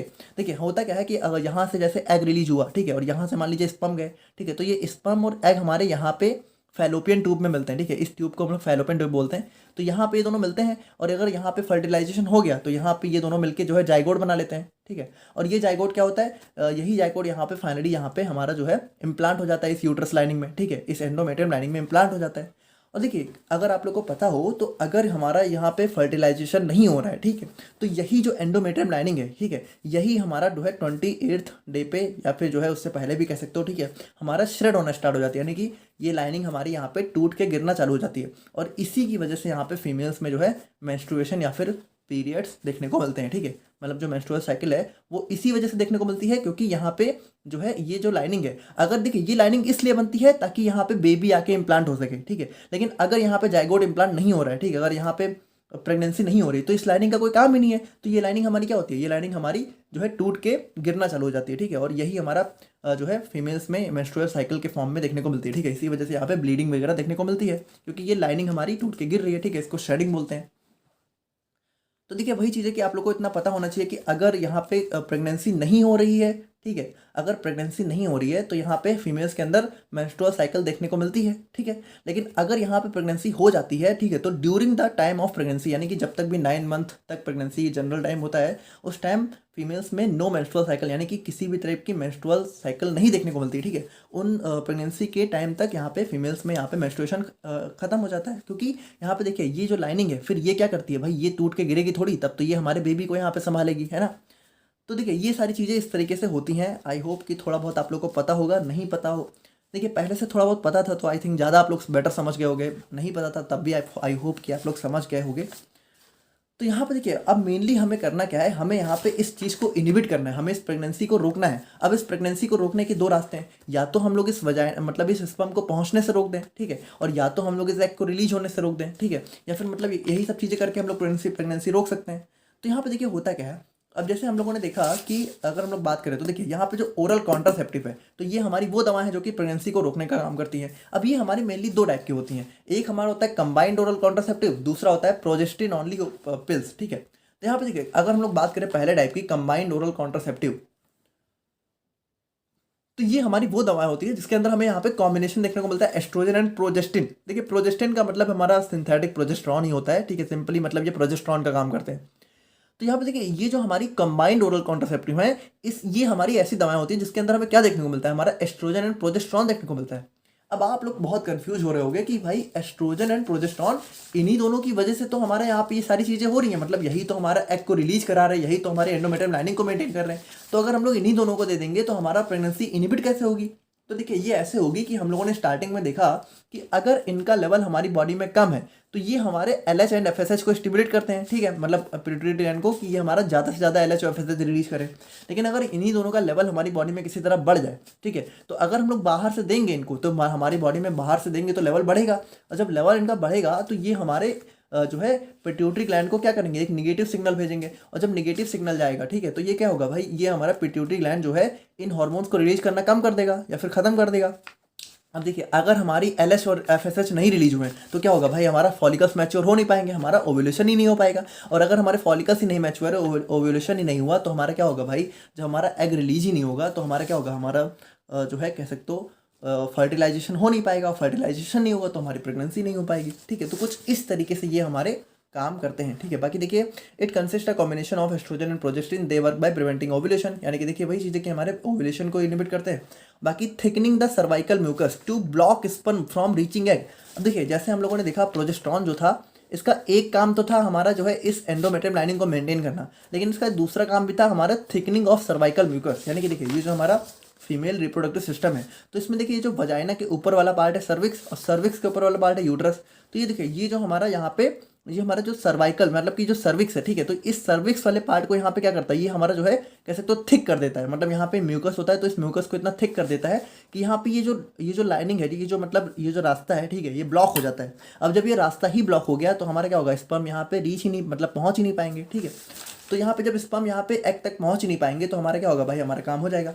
बाकी देखिए ये क्या करते हैं, thinning the uterine lining to reduce the likelihood of implantation. और इसके अलावा देखिए ये क्या करते हैं, इसके अलावा यहाँ पे ये जो है हमारी ये जो यूट्राइन लाइनिंग है, तो देखिए ये जो मतलब मान लीजिए अगर फर्टिलाइजेशन भी हो रहा है, जाइगोट बन भी जा रहा है, लेकिन अगर ये यूट्राइन लाइनिंग यहाँ पे थिक नहीं हुई, ठीक है, यानी कि जो एंडोमेट्रियम है, ठीक है, तो अगर ये थिक नहीं हुआ तो यहाँ पे ये बेबी इम्प्लांट हो ही नहीं पाएगा। तो अगर ये बेबी इम्प्लांट नहीं हो पाया तो भी यहाँ पे प्रेगनेंसी नहीं हो पाएगी। तो यहाँ पे देखिए इस लाइनिंग को भी थिन करने का काम हमारी ये ओरल कॉन्ट्रासेप्टिव करती हैं, ठीक है। बाकी अगर हम लोग यहाँ पे प्रोजेस्टिन ऑनली यानी मिनी पिल्स की बात करें तो देखिए ये हमारी उन लोगों को ज़्यादातर दी जाती है जो कि एस्ट्रोजन को नहीं ले सकते। बाकी they primary work by thickening of cervical mucus, यानी कि देखिए ये हमारे क्या करते हैं, ये हमारे पहली बात की सर्वाइकल म्यूकस को थिक कर देते हैं ताकि स्पर्म पहुँच ना पाए, और दूसरा यहाँ पे ये समटाइम जो है ओव्यूलेशन को भी इनिबिट करती है, यानी कि थोड़ा बहुत इनका ओव्यूलेशन पे भी असर देखने को मिलता है। तो देखिए अगर हम लोग यहाँ पे अपने सिलेबस के अंदर ड्रग्स की बात करें तो सबसे पहली ड्रग हमारी आ जाती है मीफेप्रिस्टोन। अब देखिए मीफेप्रिस्टोन यहाँ पे देखिए जैसा कि हम लोगों ने देखा कि हमारी दो टाइप की दवाएं होती हैं, एक हमारा होता है कंबाइंड और दूसरा होता है प्रोजेस्टिन ऑनली। लेकिन ये थोड़ा सा अलग टाइप की दवा है क्योंकि यहाँ पे देखिए ये क्या होता है, ये हमारा जो है एंटी प्रोजेस्टोन की तरह काम करती है, मतलब कि ये क्या करती है प्रोजेस्टोन के अपोजिट काम करती है। तो अभी हम लोग देखेंगे ये कैसे काम करती है। बाकी देखिए ये हमारा सिंथेटिक स्टेरॉयड हार्मोन होता है with both anti progesteronic and anti glucocorticoid property. यानी कि देखिए पहली बात तो इसके अंदर एंटी प्रोजेस्टेरोन यानी प्रोजेस्टेरोन को इनहिबिट करती है, दूसरा यहाँ पे ग्लूकोकॉर्टिकॉइड हार्मोन्स को भी यहाँ पे इनहिबिट करने का काम करती है। अब ये हमारा इसका स्ट्रक्चर हो जाता है। बाकी अगर मैकेनिज्म ऑफ एक्शन की बात करें तो यहाँ पे देखिए mifepristone is an anti progestin that blocks the action of progesterone a hormone necessary to maintain a pregnancy. अब देखिए ये बहुत इंपॉर्टेंट चीज़ है कि हम लोगों ने क्या देखा, इस लाइनिंग को बनाने का काम कौन करता है, एस्ट्रोजन, लेकिन इस लाइनिंग को मेंटेन कौन कर रहा है, प्रोजेस्टेरॉन। और देखिए ये प्रोजेस्टेरॉन हमारा इसीलिए हम लोग इसको यहाँ पे एक और नाम से जानते हैं जो कि होता है प्रेगनेंसी हार्मोन। यानी कि देखिए अगर यहाँ पे प्रोजेस्टेरॉन नहीं होगा तो प्रेगनेंसी बिल्कुल भी हो भी गई तो यहाँ पे रुक नहीं पाएगी, मतलब प्रेगनेंसी यहाँ पे बेकार हो जाएगी। ठीक है, तो यहाँ पे प्रोजेस्टेरॉन को अगर हम लोग किसी तरह इनहिबिट कर दें तो भी क्या होगा, हमारी जो है फीमेल्स के अंदर प्रेगनेंसी नहीं हो पाएगी। तो यहाँ पे देखिए ये बिल्कुल जो है क्या काम करते हैं, हमारे प्रोजेस्टेरॉन को यहाँ पे इनहिबिट कर देते हैं, मतलब कि उसके एक्शन को इनहिबिट कर देते हैं। और इसका मेजर एक्शन क्या होता है, हमारी एंडोमेट्रियम लाइनिंग को मेंटेन करना। By blocking the action of progesterone mifepristone alters the endometrium inducing bleeding and causes uterine lining to shred. यानी कि देखिए यहाँ पे क्या होता है भाई, जब ये हमारा मतलब प्रोजेस्टेरॉन ही तो यहाँ पे इसको मेंटेन करके रख रहा है, अगर प्रोजेस्टेरॉन नहीं होगा तो ये बनेगी भी, उसके बाद क्या होगा भाई, हमारी शेड हो जाएगी, और अगर शेड हो गई ठीक है तो क्या होगा भाई, ब्लीडिंग हो जाएगी और यहाँ पे मेंस्ट्रुअल साइकिल स्टार्ट हो जाएगा और यहाँ पे जो है कोई भी प्रेगनेंसी नहीं हो पाएगी। यूजेस की बात करते हैं यहाँ पे ये हमारा कॉम्बिनेशन यानी मिसोप्रिस्टोल के साथ हमारा कॉम्बिनेशन में ज़्यादातर यूज किया जाता है अर्ली प्रेगनेंसी को एंड करने के लिए। ठीक है, अब सेकंड ड्रग इसके अंदर हमारे होता है नॉर्जेस्ट्रल। तो नॉर्जेस्ट्रल देखिए हमारा क्या होता है कि हमारा एक टाइप का सिंथेटिक प्रोजेस्टिन होता है, बाकी हमारे ये प्रोजेस्टेरॉन से ही डिराइव किया जाता है और प्राइमरी जो है हमारे हार्मोनल कॉन्ट्रासेप्शन यानी कि वही चीज़ें कि कॉन्ट्रासेप्शन में यूज़ किया जाता है। बाकी देखिए ये हमारा जो है रेसमिक मिक्सचर होता है दो स्टीरियो आइसोमर्स का, कौन कौन से, हमारा डेक्स्ट्रोनॉर्जेस्ट्रल और लिवो, तो एल और डी आप लोग जानते होंगे, डेक्स्ट्रो लिवो। ठीक है, और बाकी ये हमारा इसका स्ट्रक्चर हो जाता है। और बाकी हम लोग मैकेनिज्म ऑफ एक्शन की बात करें तो देखिए ये हमारा जो है, देखिए ये हमारा मेनली जो है कह सकते हो प्रोजेस्टेरॉन की तरह काम करता है। यानी कि हमारा जो है अब हम लोगों ने जैसा देखा था कि हमारे दो टाइप की पिल थी, तो ये हमारा मिनी पिल्स यानी प्रोजेस्टेरॉन ओनली पिल्स की तरह काम करता है। तो देखिए ये करता क्या है, it binds to progesterone receptors, यानी कि देखिए ये हमारा प्रोजेस्टेरॉन की तरह काम करता है तो प्रोजेस्टेरॉन रिसेप्टर पे बाइंड करेगा and suppress ovulation by inhibiting gonadotropin release. तो देखिए हम लोगों ने क्या देखा कि ये जो हमारा प्रोजेस्टेरॉन और एस्ट्रोजन है, अगर इनका लेवल हमारी बॉडी में कम बढ़ा, ठीक है, तो ये क्या करेंगे, नेगेटिव सिग्नल भेजेंगे, और जब नेगेटिव सिग्नल जाएगा तो हमारा जो फॉलिकल स्टिमुलेटिंग हार्मोन है ये हमारा इसकी रिलीज कम हो जाएगी, जिसकी वजह से क्या होगा, हमारी देखिए इनहिबिट गोनाडोट्रोपिन रिलीज यानी कि, और देखिए प्राइमरी क्या होगा, प्राइमरी ये हमारे ल्यूटिनाइजिंग हार्मोन यानी कि इस एलएच की रिलीज को कम करते हैं। और ये एलएच देखिए क्या करा रहा है भाई, यही तो ओव्यूलेशन करा रहा है, यानी एग को रिलीज करा रहा है, तो ये हमारे ओव्यूलेशन को यहाँ पे सप्रेस कर देती है। बाकी ये हमारे क्या करते हैं, thickens the cervical mucus making it difficult for sperm to penetrate. यानी कि इसके अलावा देखिए पहली बात तो इन्होंने एग को रिलीज होने से ही रोक दिया, ठीक है, और दूसरी बात यहाँ पे इन्होंने स्पर्म को यहाँ पे पहुँचने से भी रोक दिया। तो इन दोनों फिनोमेना के थ्रू क्या होता है, हमारे प्रेगनेंसी इनहिबिट हो जाती है। यूज की बात करें तो बर्थ कंट्रोल पिल्स, और कभी कभी यहाँ पे एंडोमेट्रियल कैंसर में भी इसका यूज देखने को मिलता है। और थर्ड ड्रग यहाँ पे इसके अंदर आ जाती है हमारी लेवोनॉर्जेस्ट्रल। तो देखिए जैसा कि हम लोगों ने देखा, हम लोगों ने कि नॉर्जेस्ट्रल की दो फॉर्म थी, तो ये हमारे प्योर लिवो फॉर्म होती है, ठीक है, जो कि हमारा सिंथेटिक प्रोजेस्टेरॉन होता है। और बाकी सेम ही है, स्ट्रक्चर भी सेम है, मैकेनिज्म ऑफ एक्शन भी सेम है, और यूज भी हमारा लगभग सेम होता है। ये मेनली हमारी इमरजेंसी कॉन्ट्रासेप्शन में ज़्यादातर यूज की जाती हैं, ठीक है। तो यहाँ पे देखा हमने अपने ओरल कॉन्ट्रासेप्टिव को, और अब हम लोग यहाँ पे बात करते हैं अपने ड्रग्स एक्टिंग ऑन यूट्रस के बारे में। यानी कि यहाँ पे हम लोग उन सभी ड्रग्स के बारे में पढ़ेंगे जो कि अपना यूट्रस पर किसी टाइप का एक्शन शो करती हैं, ठीक है। अब यहाँ पे मेनली हमारे यूट्रस के अंदर कॉन्ट्रैक्शंस रिलैक्सेशंस वाली चीज़ें होती हैं, ठीक है। तो जो भी ड्रग्स हमारी यूट्रस का कॉन्ट्रैक्शंस बढ़ाती हैं, फिर उसका रिलैक्सेशन जो है बढ़ाती हैं, ये सारी चीज़ें हम लोग यहाँ पे, तो जो भी ड्रग्स ऐसे टाइप का एक्शन शो करती हैं उन सभी के बारे में हम लोग यहाँ पे आज की वीडियो में बात करेंगे। अब देखिए drugs acting on uterus refers to study of how various medication affect uterine function including contraction, stones and blood flow. तो यहाँ पे देखिए वही चीज़ें कि जो भी हमारे यूट्रस के डिफरेंट फंक्शंस हैं उनके अंदर जो भी कॉन्ट्रैक्शन वगैरह होते हैं, प्रेगनेंसी के टाइम बहुत इंपॉर्टेंट रोल होता है ना। और टोन हो गया यानी कि उसकी कंसंट्रेशन वगैरह, और यहाँ पे ब्लड फ्लो, ठीक है, तो किस तरीके से ब्लड फ्लो वगैरह, तो उन सभी पर जो भी हमारे ड्रग्स अफेक्ट करती हैं, एक्शन शो करती हैं, उन सभी ड्रग्स के बारे में हम लोग यहाँ पे पढ़ेंगे।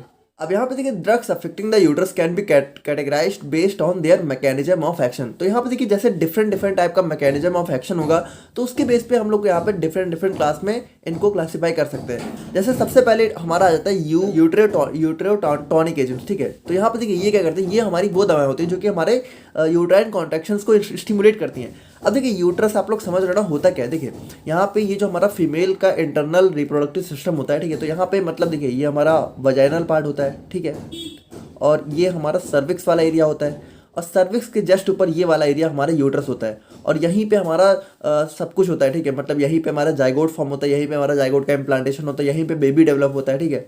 तो यहाँ पे ये हमारा वो एरिया होता है, ठीक है।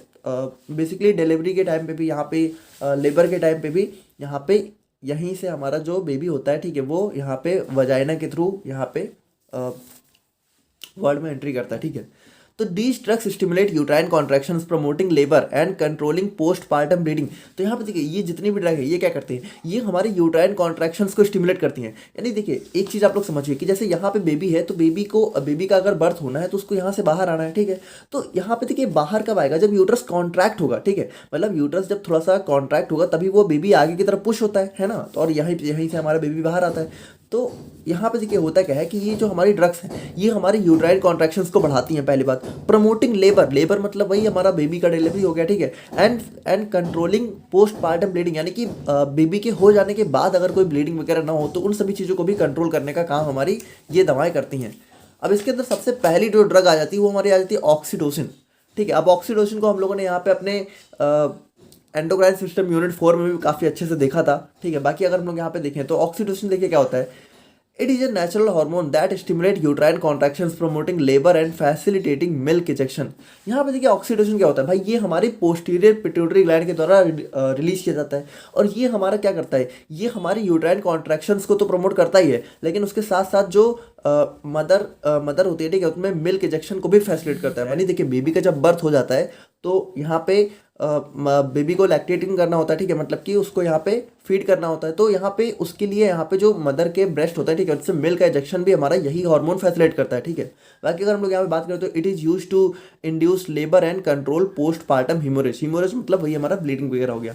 तो वही चीज़ है कि हमारा लेबर को इंड्यूस मतलब कि डिलीवरी वगैरह को इंड्यूस करने में इसका यूज होता है ना। और प्रोस्टाग्लैंडिन्स की बात करें तो यहाँ पे देखिए ये प्रोस्टाग्लैंडिन्स तो हम लोगों ने काफ़ी अच्छे से पढ़ाई है। देखिए ये सभी ड्रग्स हम लोगों ने ऑलरेडी थोड़ी बहुत पढ़ चुके हैं हम लोग। जैसे these compounds increase uterine contractions and are used for labour induction और टू मैनेज अबॉर्शन, यानी कि अबॉर्शन वगैरह के मैनेज में, ठीक है। अगर अबॉर्शन हुआ है तो उसको मैनेज करने में, या फिर जो है लेबर यानी वही डिलीवरी को इंड्यूस करने में, इन सभी चीज़ों में इसका यूज़ होता है। उसके बाद हमारे कुछ एर्गोड एल्गोलॉइड्स होते हैं, तो ये भी हमारे वो ड्रग्स हैं जो कि यूट्राइन कॉन्ट्रैक्शंस को स्टिमुलेट करते हैं, ठीक है। स्मूथ मसल्स को बेसिकली स्टिमुलेट करते हैं। बाकी कॉमनली यूज टू प्रिवेंट और ट्रीट पोस्टपार्टम हीमोरेज, ठीक है। तो वही चीज़ें हमारा पोस्टपार्टम हीमोरेज, यानी कि पोस्टपार्टम मतलब डिलीवरी के बाद, ठीक है। और बाकी हम लोग यहाँ पे बात करें अपने टोकोलाइटिक्स एजेंट के बारे में, तो ये हमारी वो ड्रग्स हैं जो कि यूट्राइन कॉन्ट्रैक्शंस को इनहिबिट करती हैं, यानी उसको रोकती हैं। अब देखिए these drugs suppress premature uterine contractions to prevent preterm labour. यानी यहाँ पे देखिए कभी कभी क्या होता है कि जैसे एक नॉर्मल डिलीवरी टाइम 9 मंथ का होता है, लेकिन कभी कभी यहाँ पे 9 मंथ से पहले ही बेबी का बर्थ हो जाता है। तो यहाँ पे देखिए बहुत अच्छा नहीं होता है, ठीक है, क्योंकि 9 मंथ लगते हैं एक बेबी को मैच्योर होने में। तो अगर उससे पहले बर्थ हो जा रहा है तो हो सकता है कि उसके अंदर कुछ एबनॉर्मेलिटीज आ जाए।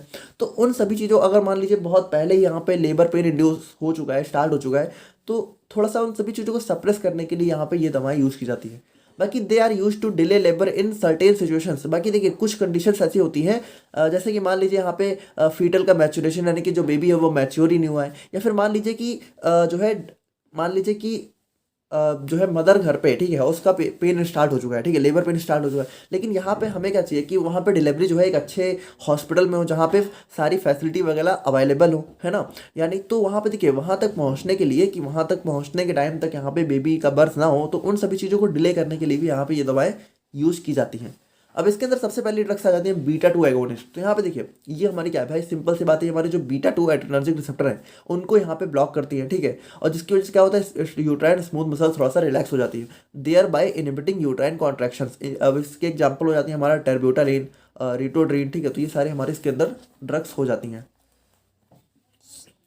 बाकी अगर हम लोग यहाँ पे बात करें अपने सेकंड ड्रग्स के बारे में, तो ये हमारे आते हैं कैल्शियम चैनल ब्लॉकर्स। तो देखिए ये क्या करती हैं, ये हमारी कैल्शियम की एंट्री को इनहिबिट करती हैं। और आपको पता है कि कैल्शियम हमारा बहुत ज़्यादा मेजर रोल प्ले करता है कॉन्ट्रैक्शंस में, ठीक है। कहीं भी कॉन्ट्रैक्शन हो, ब्लड वेसल्स में हो, यूट्रस में हो, कैल्शियम बहुत मेजर रोल प्ले करता है। तो कैल्शियम अगर रिड्यूस हो जाएगा तो कॉन्ट्रैक्शन भी थोड़ा सा रुक जाएगा। अब इसके अंदर हमारी निफेडिपिन ड्रग हो जाती है।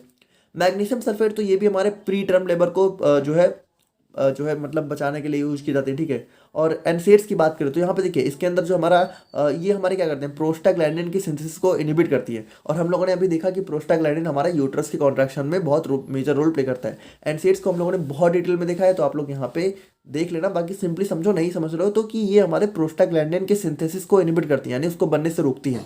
तो प्रोस्टाग्लैंडिन नहीं बनेगा तो यूट्रस कॉन्ट्रैक्शन थोड़ा सा रिड्यूस हो जाएगा। और अगर हम लोग यहाँ पे बात करें अपने प्रोजेस्टिन के बारे में, तो यहाँ पे देखिए अब ये हमारी अलग क्लास की ड्रग हुई, ठीक है। प्रोजेस्टिन मतलब कि हमारा प्रोजेस्टेरॉन का ही फॉर्म होता है। तो ये देखिए it is used to maintain pregnancy and prevent preterm labour. अब आपको पता है कि प्रोजेस्टेरॉन हमारा होता ही क्या है, प्रेगनेंसी हार्मोन होता है। तो प्रोजेस्टेरॉन बहुत इंपॉर्टेंट रोल प्ले करता है, ठीक है। अब यहाँ पे बेबी को यहाँ पे जो है मदर के साथ कनेक्ट रखने में, ठीक है। तो यहाँ पे प्रेगनेंसी को मेंटेन करने के लिए यहाँ पे इसका यूज किया जाता है। बाकी it inhibits uterine contractions by reducing the sensitivity of uterus to oxytocin and prostaglandin, ठीक है।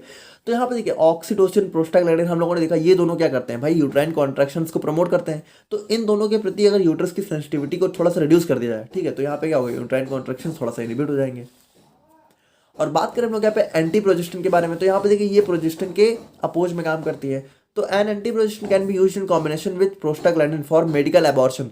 तो यहाँ पे देखिए जैसे मान लीजिए अगर किसी को कोई लेडी है, ठीक है, वो प्रेग्नेंट हो चुकी है, लेकिन वहाँ पे उसको नहीं चाहिए कि अभी उसको मतलब अभी उसको यहाँ पे प्रेगनेंसी नहीं चाहिए, ठीक है। तो यहाँ पे जो है हम लोग यहाँ पे एंटी प्रोजेस्टिन का यूज कर सकते हैं प्रोस्टाग्लैंडिन के साथ, ठीक है। बाकी it works by blocking the effect of progesterone leading to termination of pregnancy and softening of cervix for delivery और एबॉर्शन।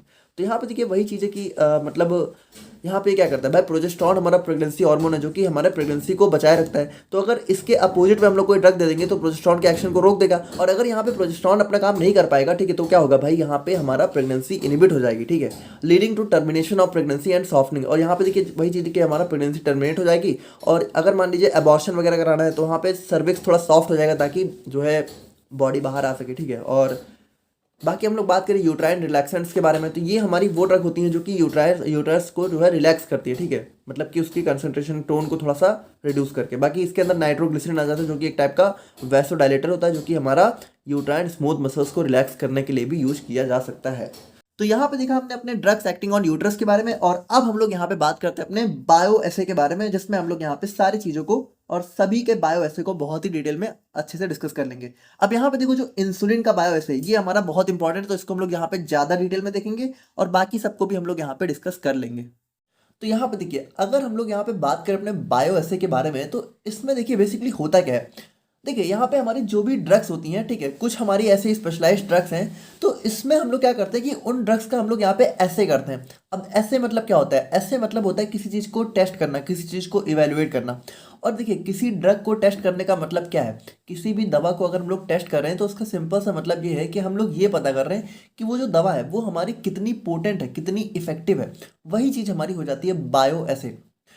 तो यहाँ पे देखिए अगर हम लोग यहाँ पे देखें, अब bio is a scientific experiment or test use to evaluate the biological activity or potency of a substance or drug by observing its effect on living organism. तो देखिए इसमें बेसिकली हम लोग करते क्या है कि जैसे कोई दवा होती है, ठीक है, तो दवा बनने के बाद हम लोग यहाँ पे जो दवा का एक टेस्ट होता है कि दवा हमारी कितनी इफेक्टिव काम कर रही है, ठीक है, उन्हीं चीज़ों का जो टेस्ट होता है उसी को हम लोग यहाँ पे बायो एसे बोलते हैं। बाकी देखिए the main purpose of bioassay is to determine how strong or effective a substance is in relation to its biological activity which might include toxicity, therapeutic effect और फिजियोलॉजिकल रिस्पॉन्सेज। तो यहाँ पे देखिए basically हम लोग बात करें ना, तो इसमें हम लोग ये पता करते हैं कि कोई भी ड्रग है किसी, ठीक है, तो उसका टॉक्सिसिटी लेवल क्या है, उसका थेरापेटिक इफेक्ट कितने डोज पे आता है और उसके क्या क्या यहाँ पे फिजियोलॉजिकल रिस्पॉन्सेज हो सकते हैं। इन सभी चीज़ों को बेसिकली हम लोग यहाँ पे टेस्ट करते हैं। और देखिए ये टेस्ट हम लोग यहाँ पे अपने एनिमल्स पे परफॉर्म करते हैं। तो इसको आप लोग यहाँ पे थोड़ा बहुत प्री क्लिनिकल ट्रायल्स की तरह ले सकते हो, ठीक है, प्री क्लिनिकल ट्रायल्स में ही हम लोग बेसिकली अपना बायो एसे वगैरह करते हैं। लेकिन यहाँ पे देखिए बायो एसे थोड़ा सा डिफरेंट इसलिए हो जाता है क्योंकि इसमें हम लोग यहाँ पे टेस्ट को स्टैंडर्ड से कंपेयर करते हैं। तो इसमें ऐसा नहीं है कि हम लोग दवा बना रहे हैं तब टेस्ट करते हैं, यहाँ पे दवा हमारी बन चुकी होती है, बट हम लोग यहाँ पे क्या होता है कि कभी कभी उसका कुछ सैंपल जो है अलग से बनाते हैं, ठीक है, तो उस सैंपल को हम लोग यहाँ पे जो है स्टैंडर्ड से कंपेयर करते हैं कि हमारा जो सैंपल हम लोगों ने बनाया है, जो टेस्ट है, वो हमारा उतना इफेक्टिव है कि नहीं है। तो वही सब चीज़ें हम लोग यहाँ पे करते हैं। बाकी देखिए अगर हम लोग बात करें अपने प्रिंसिपल ऑफ बायोएसे के बारे में, the basic principle of bioassay is to compare test substance with the standard proportion of same substance and to find out how much test substance is required to produce same biological effect as produced by standard. देखिए line पढ़ के ही आप लोग समझ गए होंगे कि इसमें हम लोग करते क्या है भाई, सिंपल सी बात है, एक हम लोग दवा लेंगे, ठीक है। अब एक दवा का हम लोग यहाँ पे सैंपल प्रिपरेशन लेंगे और उसी दवा का हम लोग यहाँ पे एक स्टैंडर्ड लेंगे और फिर क्या करेंगे, हम लोग यहाँ पे दोनों को जो है कह सकते हो किसी एक एनिमल में हम लोग टेस्ट करेंगे और यहाँ पे देखेंगे कि जितना स्टैंडर्ड का इफेक्ट आ रहा है उतना ही हमारा टेस्ट का आ रहा है कि नहीं आ रहा है। अगर आ रहा है तो हमारा सैंपल बायो से पास हो जाता है, अगर नहीं आ रहा है तो बायो से फेल हो जाता है, सिंपल सी बात है। अब अगर हम लोग यहाँ पे इसके एप्लीकेशन की बात करें तो एप्लीकेशन देखिए यहाँ पे जैसे हमारी जो भी नेचुरल ओरिजिन की ड्रग्स होती हैं, ठीक है, नेचुरली जिनको हम लोग ड्राइव करते हैं उनका स्टैंडर्डाइजेशन हो गया। उसके बाद मान लीजिए कोई न्यू कंपाउंड हम लोगों ने बनाया है, ठीक है, उसका हम लोग यहाँ पे सिलेक्शन हो गया, उनकी बायोलॉजिकल एक्टिविटी का डिटर्मिनेशन हो गया। उसके बाद बहुत सारे अलग अलग डायग्नोस्टिक और रिसर्च पर्पज में, और उसके बाद हमारा यहाँ पे डिटरमाइन करने में कि जो ड्रग है, ठीक है, तो उसका कितना डोज हमारा उसका थेरापेटिक इफेक्ट प्रोड्यूस करने में लगता है और कितना ड्रग हमारा टॉक्सिक रिस्पॉन्स कर देता है, ठीक है। तो ये सारी चीज़ें हम लोग यहाँ पे पता करने के लिए अपना बायो से परफॉर्म करते हैं। नाउ अगर हम लोग यहाँ पे अपने टाइप्स ऑफ बायोएसे के बारे में बात करें तो बायोएसे मेनली हमारे यहाँ पे दो टाइप के हो सकते हैं। पहला हो गया क्वांटल बायोएसे, दूसरा हो गया graded bioassay.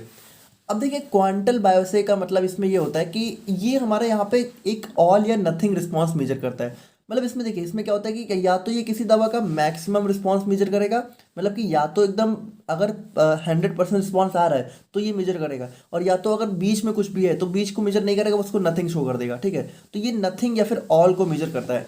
In other words it assesses whether a specific effects occurs or not. तो ये देखता है कि एक स्पेसिफिक इफेक्ट जो हमें चाहिए होता है, जैसे मान लीजिए कोई चीज़, कोई दवा है, उसका एक रिक्वायर्ड थेरापेटिक इफेक्ट हमें चाहिए, तो अगर वो बिल्कुल रिक्वायर्ड लेवल पे आता है तो हमारा ये पास होता है, और अगर मान लीजिए उससे थोड़ा बहुत भी नीचे रह गया तो ये बिल्कुल यहाँ पे उसको फेल कर देता है। यानी कि ये या तो स्पेसिफिक इफेक्ट होता है या तो ये नहीं होता है।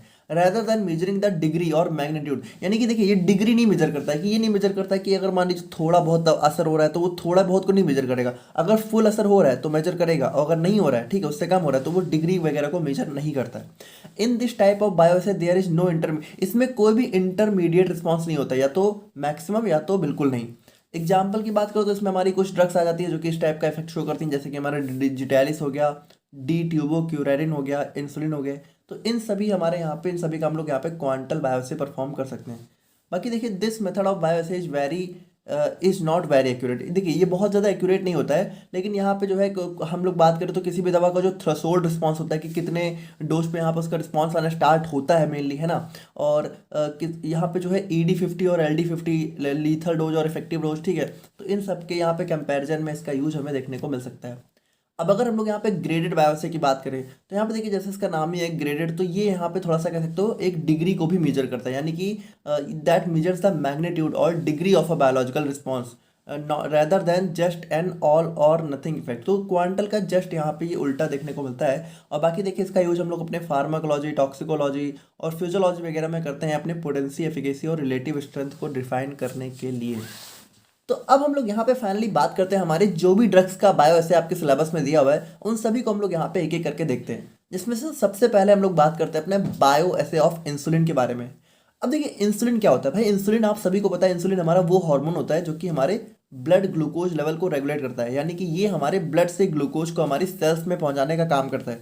अब जब इसी की हमारी बॉडी में कमी हो जाती है तो हमें यहाँ पे, या फिर इसका इफेक्ट होना कम हो जाता है तो हमें यहाँ पे क्या देखने को मिलता है, हमारा डायबिटीज देखने को मिलता है।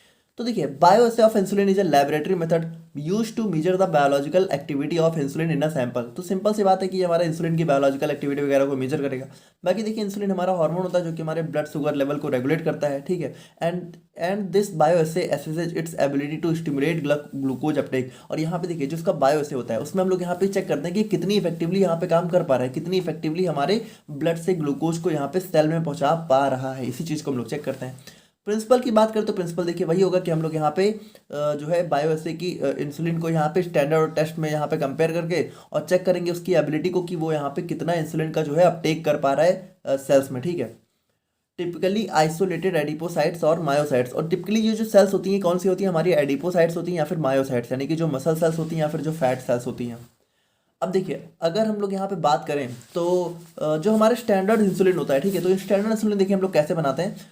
तो यहाँ पे देखिए स्टैंडर्ड इंसुलिन के लिए सबसे पहले हमें एक यूनिट लेनी होती है जो कि हमारे यहाँ पे ministry of health government of India के द्वारा स्पेसिफाइड की गई है, जो कि होती है 1 यूनिट में हमारा जो है लगभग 0.04082 ग्राम mg मिलीग्राम इंसुलिन हमें देखने को मिलता है। और ये हमारा एक प्योर ड्राई और क्रिस्टलाइन इंसुलिन होता है। अब अगर हम लोग यहाँ पे इसके प्रिपरेशन की बात करें तो प्रिपरेशन देखिए हम लोग क्या करते हैं कि जो है हमारा 20 यूनिट्स हम लोग जो है एक्यूरेटली वे करते हैं और इसको हम लोग यहाँ पे नॉर्मल सैलिन सोल्यूशन में डिजॉल्व कर देते हैं। और उसके बाद हम लोग यहाँ पे इसमें HCl ऐड करते हैं जब तक इसका pH यहाँ पे 2.5 ना हो जाए। और उसके बाद यहाँ पे हम लोग यहाँ पे 0.5% फिनॉल को एज ए प्रिजर्वेटिव ऐड करते हैं। 1.4 से 1.8% तक हम लोग यहाँ पे ग्लिसरीन को ऐड करते हैं और फाइनल वॉल्यूम हम लोग यहाँ पे 20 यूनिट्स/ml में यहाँ पे प्रिपेयर कर लेते हैं। ना प्रिपरेशन ऑफ टेस्ट सैंपल की बात करें तो ये भी देखिए बिल्कुल सेम रहने वाला है, बस इसमें यहाँ पे हम लोग जो है स्टैंडर्ड यूनिट की जगह टेस्ट अपना सैंपल ले लेंगे। और मेथड्स ऑफ बायोसे की बात करें तो इसमें देखिए इंसुलिन के बायो ऐसे के 2 मेथड होते हैं, एक हमारा रैबिट मेथड होता है, एक हमारा माउस मेथड होता है। तो देखिए रैबिट मेथड की अगर हम लोग यहाँ पे बात करें तो रैबिट मेथड में देखिए होता क्या है। द रैबिट तो देखिए मतलब इसमें थोड़ा सा एक सेकेंड जस्ट अ सेकेंड।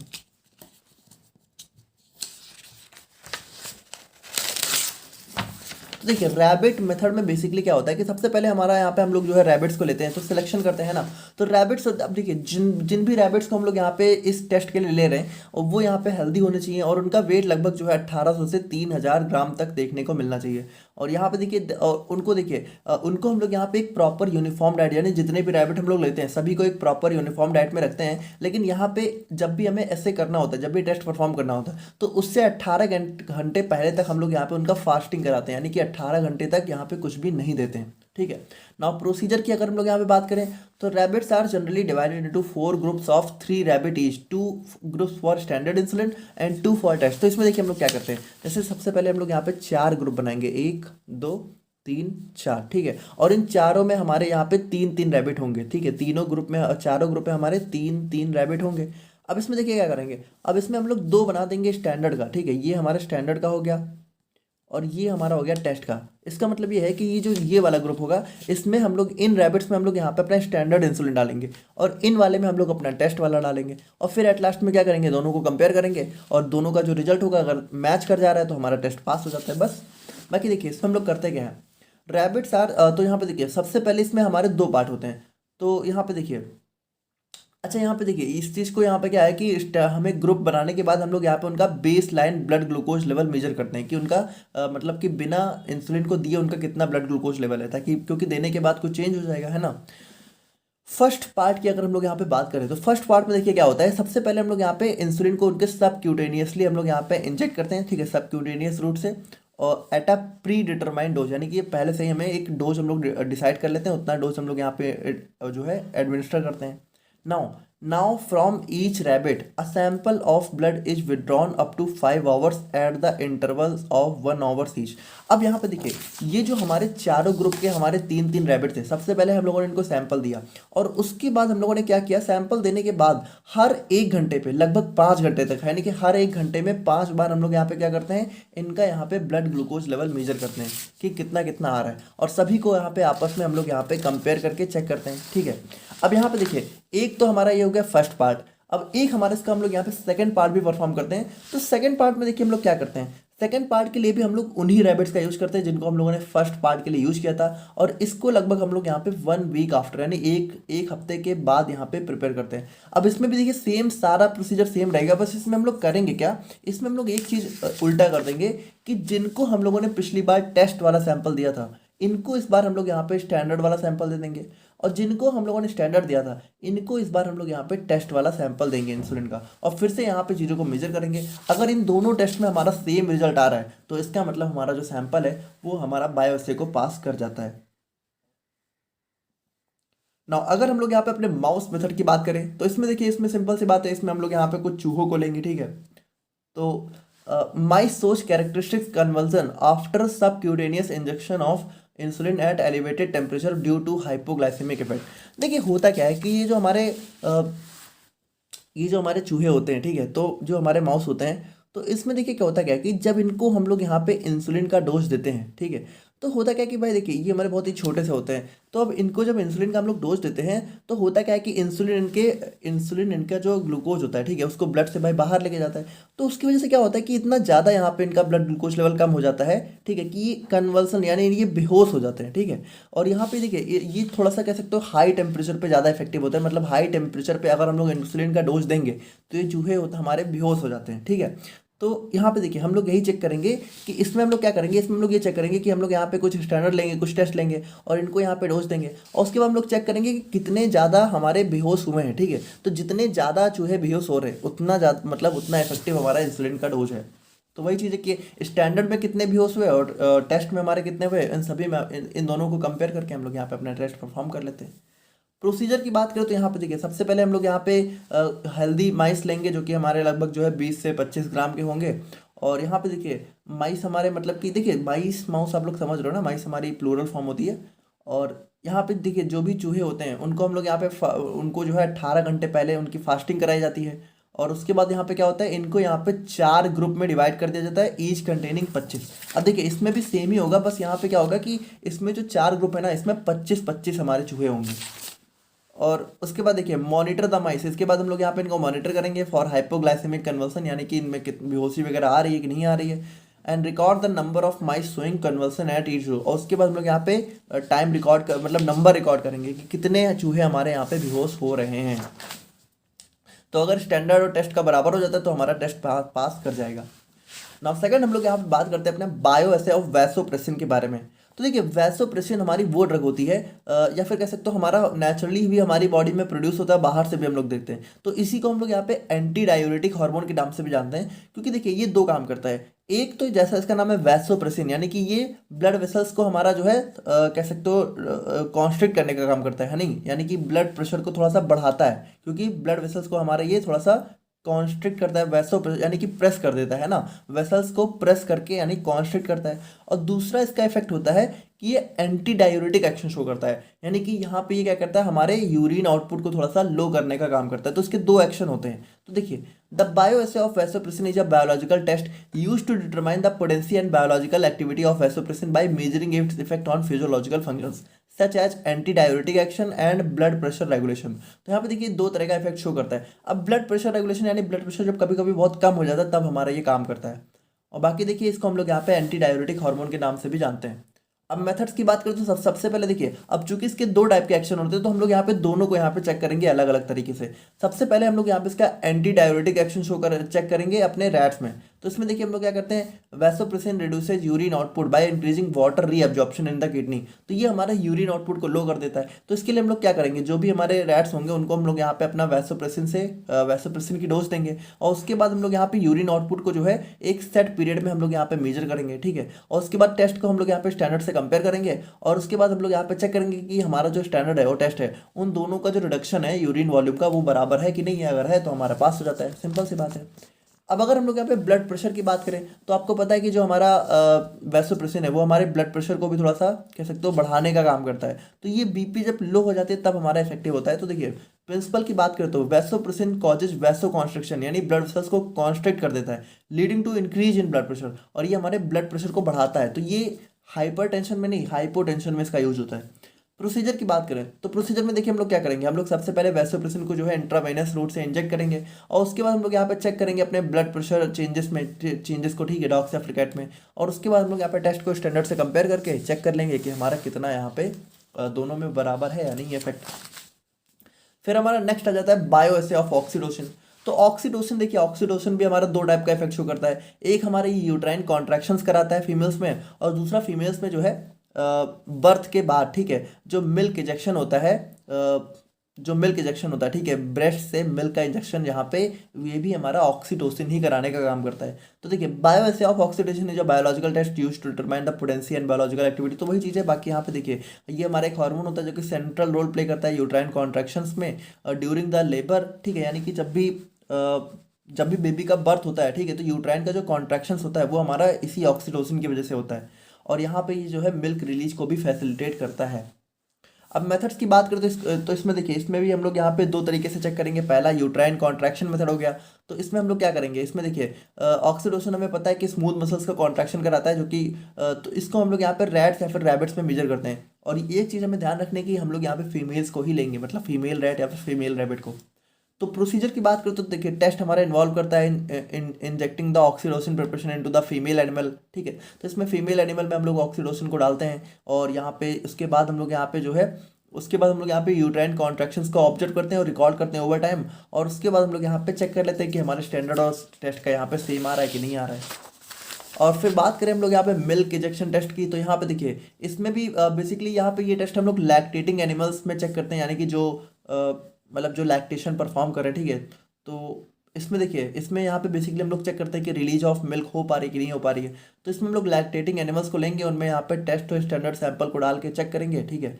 और उसके बाद हम लोग यहाँ पे चेक करेंगे कि मिल्क इजेक्शन हो पा रहा है कि नहीं हो रहा है। तो वॉल्यूम ऑफ मिल्क प्रोड्यूस्ड, तो यहाँ पे इसको हम लोग कैसे चेक कर सकते हैं कि कितना वॉल्यूम ऑफ मिल्क प्रोड्यूस हुआ है, या फिर कितना टाइम लग रहा है मिल्क को निपल्स पर अपीयर होने के लिए, ठीक है। इन दोनों से हम लोग यहाँ पे चेक कर लेंगे कि हमारा कितना इफेक्टिव है हमारा ऑक्सीटोसिन।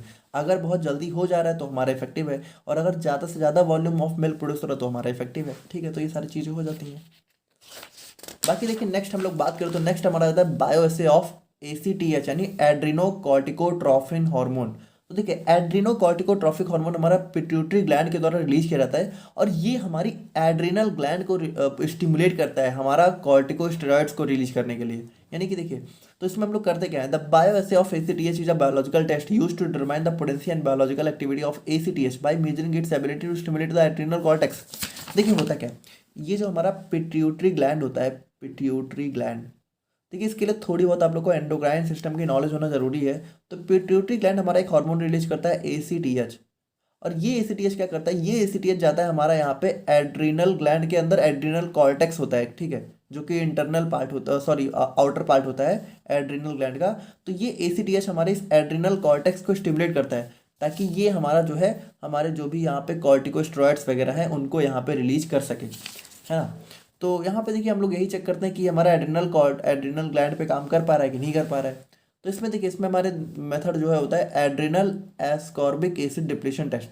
तो यहाँ पे देखिए, इसमें हम लोग यहाँ पे ऐसे चेक करते हैं कि जो हमारा जब ये हमारा एड्रिनल कॉर्टेक्स को स्टिमुलेट करता है, तो उसकी वजह से क्या होता है कि जो एड्रिनल एब्सकॉर्बिक एसिड होता है, ठीक है, एब्सकॉर्बिक एसिड होता है, उसका लेवल यहाँ पे थोड़ा सा कम होता है, डिप्लीशन होता है उसके लेवल में। तो इसी को मेजर करके हम लोग यहाँ पे चेक कर सकते हैं। तो इसमें देखिए क्या होता है कि इसमें यहाँ पे जो भी हमारे रैट्स होते हैं, ठीक है, उनको हम लोग यहाँ पे ACTH का जो है इंजेक्शन देते हैं। और उसके बाद यहाँ पे देखिए क्या होता है कि इसमें थोड़ा सा हमें काफ़ी, मतलब रैट्स को सेक्रीफाइस करना पड़ता है, ठीक है। और यहाँ पे उनका एड्रिनल ग्लैंड हमें रिमूव करके चेक करना पड़ता है। और बाकी देखिए, उसके बाद हम लोग यहाँ पे चेक कर लेते हैं कि यहाँ पे एब्सकॉर्बिक एसिड का कंटेंट यहाँ पे कितना है, और डिग्री जितना होती है उससे हम लोग यहाँ पे कंपेयर कर लेते हैं कि टेस्ट और स्टैंडर्ड में हमारा क्या मतलब एक डिफरेंस वगैरह है ना। अगर हम लोग यहाँ पे बात करें अपने बायोएसे ऑफ डी ट्यूबोक्यूरारिन के बारे में, तो देखिए, बायोएसे ऑफ डी क्यूरारिन भी हमारा एक टाइप का बायोलॉजिकल टेस्ट होता है, और इसको हम लोग यहाँ पे पोटेंसी और न्यूरोमस्कुलर ब्लॉकिंग एक्टिविटी, देखिए बेसिकली ये करता क्या है कि ये हमारा जो है हमारा जो है एसिटाइल कोलिन के रिसेप्टर्स को ब्लॉक करता है, और उसकी वजह से होता क्या है कि हमारा स्केलेटल मसल रिलैक्सेशन होता है। तो हम लोग यहाँ पे बेसिकली यही चेक करेंगे कि कितना इफेक्टिवली हमारा ये स्केलेटल मसल्स को रिलैक्स कर पा रहा है। तो इसमें भी हम लोग यहाँ पे रैट या फिर रैबिट में जो है इसका टेस्ट परफॉर्म करते हैं। तो देखिए, प्रिंसिपल हमारा वही है कि D tubocurarine causes skeletal muscle relaxation by blocking neuromuscular transmission. तो इसमें भी हम लोग यहाँ पे देखिए क्या करते हैं कि हम लोग यहाँ पे एनेस्थेटाइज्ड रैट या फिर रैबिट को यूज कर लेते हैं, ठीक है, एनेस्थीसिया पहले उनको दे देते हैं। उसके बाद हम लोग यहाँ पे डी ट्यूबोक्यूरारिन को जो है इंट्रावेनस रूट से एडमिनिस्टर कर देते हैं, और उसके बाद हम लोग यहाँ पे अपने मसल कॉन्ट्रैक्शन के रिस्पॉन्स को मेजर करते हैं। The degree of muscle relaxation is recorded. तो उसके बाद हम लोग यहाँ पे जो भी डिग्री, अब मतलब कि कितना मसल रिलैक्सेशन हुआ है उसको रिकॉर्ड करते हैं, और उसके बाद हम लोग यहाँ पे इसकी पोटेंसी को डिटरमाइन कर लेते हैं by comparing the test and standard, ठीक है। तो वही चीज़ है, बाकी तो आप लोग को पता ही है ना। बायोएसे ऑफ डिजिटैलिस के बारे में बात करें तो देखिए, डिजिटैलिस आप लोग को पता है कि हमारे डिजॉक्सिन और डिजिटॉक्सिन जो है इसी के अंदर बिलोंग करते हैं, और ये हमारी जो है कार्डियक ग्लाइकोसाइड्स या फिर कह सकते हो CHF को ट्रीट करने में यूज की जाती हैं। तो ये हमारी प्राइमरी जो है हार्ट फेलियर को ट्रीट करती हैं, ठीक है, कंजेस्टिव हार्ट फेलियर। और एरिथमिया के ट्रीटमेंट में भी यहाँ पे इनका यूज हमें देखने को मिलता है by increasing force of myocardial contraction and slowing heart rate. ना अगर हम लोग यहाँ पे मेथड की बात करें तो मेथड में हमारे जो है इसमें भी हम लोग यहाँ पे अपने कैट या डॉग को लेते हैं और उसमें हम लोग यहाँ पे जो है डिजिटैलिस जो है डिजिटैलिस को जो है एडमिनिस्टर करते हैं इंट्रावेनस रूट से। और उसके बाद हम लोग यहाँ पे इनका हार्ट रेट और कॉन्ट्रैक्शन टाइम मेजर करके यहाँ पे चेक कर लेते हैं, ठीक है। तो यहाँ पे देखिए जो हमारा डिजिटैलिस होता है वो बेसिकली करता क्या है कि हार्ट का फोर्स ऑफ कॉन्ट्रैक्शन बढ़ाता है। और ये कब तक करता है, जब तक कार्डियक अरेस्ट ना हो जाए। कार्डियक अरेस्ट का मतलब होता है कि थोड़ा सा हार्ट जब काम करना बंद कर देता है, जैसे बहुत ज़्यादा जब बढ़ेगा हार्ट का कॉन्ट्रैक्शन तो एक टाइम पे कार्डियक अरेस्ट आ जाएगा। तो यहाँ पे हम लोग यही चेक करते हैं कि कार्डियक अरेस्ट जब तक नहीं होता तब तक कितना हार्ट हमारा कॉन्ट्रैक्ट हो रहा है, ये सारी चीज़ें हम लोग यहाँ पे चेक करते हैं ना। अब हम लोग यहाँ पे बात करें अपने बायोअसे ऑफ हिस्टामिन के बारे में। तो यहाँ पे देखिए हिस्टामिन आप सभी को पता है हमारा एक नेचुरली अकरिंग बायोजेनिक अमीन होता है, ठीक है, ऑटोकॉइड होता है और ये हमारा एलर्जिक रिएक्शंस वगैरह में इन्वॉल्व होता है। अब इसका बायोअसे देखिए हम लोग ऐसे चेक करते हैं कि ये हमारा जो है कह सकते हो वैसोडाइलेशन कराता है, यानी कि ब्लड प्रेशर में एक ड्रॉप आता है इसकी वजह से। तो इसमें हम लोग करते क्या है कि हम लोग यहाँ पे वही अपना एक एनेस्थेटाइज्ड एनिमल लेंगे और उसके बाद हम लोग यहाँ पे हिस्टामिन को इंजेक्ट करेंगे। उसके बाद हम लोग यहाँ पे चेक करेंगे कितना ब्लड प्रेशर में ड्रॉप हुआ है, उसको यहाँ पे स्टैंडर्ड टेस्ट से कंपेयर कर लेंगे। एंड फाइनली हम लोग यहाँ पे बात करें अपने जो है बायोअसे ऑफ सेरोटोनिन के बारे में। तो यहाँ पे देखिए सेरोटोनिन, यहाँ पे सेरोटोनिन भी आप सभी को पता है कि हमारा एक टाइप का न्यूरो ट्रांसमिटर होता है, ठीक है। और vasoconstriction, gastrointestinal motility, platelet aggregation, इन सभी में यहाँ पे इसका रोल देखने को मिलता है। अब यहाँ पे देखिए इसका मेथड भी क्या होता है कि ये हमारा जो है ये हमारा देखिए ब्लड वैसो कॉन्स्ट्रक्शन भी कर सकता है, वैसो डायलेशन भी करता है। यानी कि देखिए इसकी वजह से एट लास्ट में ब्लड प्रेशर में कुछ कैरेक्टरिस्टिक्स चेंजेस हमें देखने को मिलते हैं, यानी कि ब्लड प्रेशर में कुछ चेंजेस होते हैं। तो इसमें भी हम लोग वही करते हैं कि जो है सेरोटोनिन को एडमिनिस्टर कर देते हैं इंट्रावेनस रूट से। और उसके बाद यहाँ पे हम लोग यहाँ पे जो भी ब्लड प्रेशर में चेंजेस आते हैं उसको यहाँ पे रिकॉर्ड करके कंपेयर कर लेते हैं स्टैंडर्ड टेस्ट में। तो कुछ इस तरीके से हमें यहाँ पे अपना बायोअसे देखने को मिलता है सेरोटोनिन का। तो ये था हमारे यहाँ पे कंप्लीट बायोअसे। आई होप कि आप लोग यहाँ पे समझ गए होगे। बाकी मिलते हैं हम लोग यहाँ पे किसी नेक्स्ट वीडियो में, तब तक के लिए थैंक यू सो मच।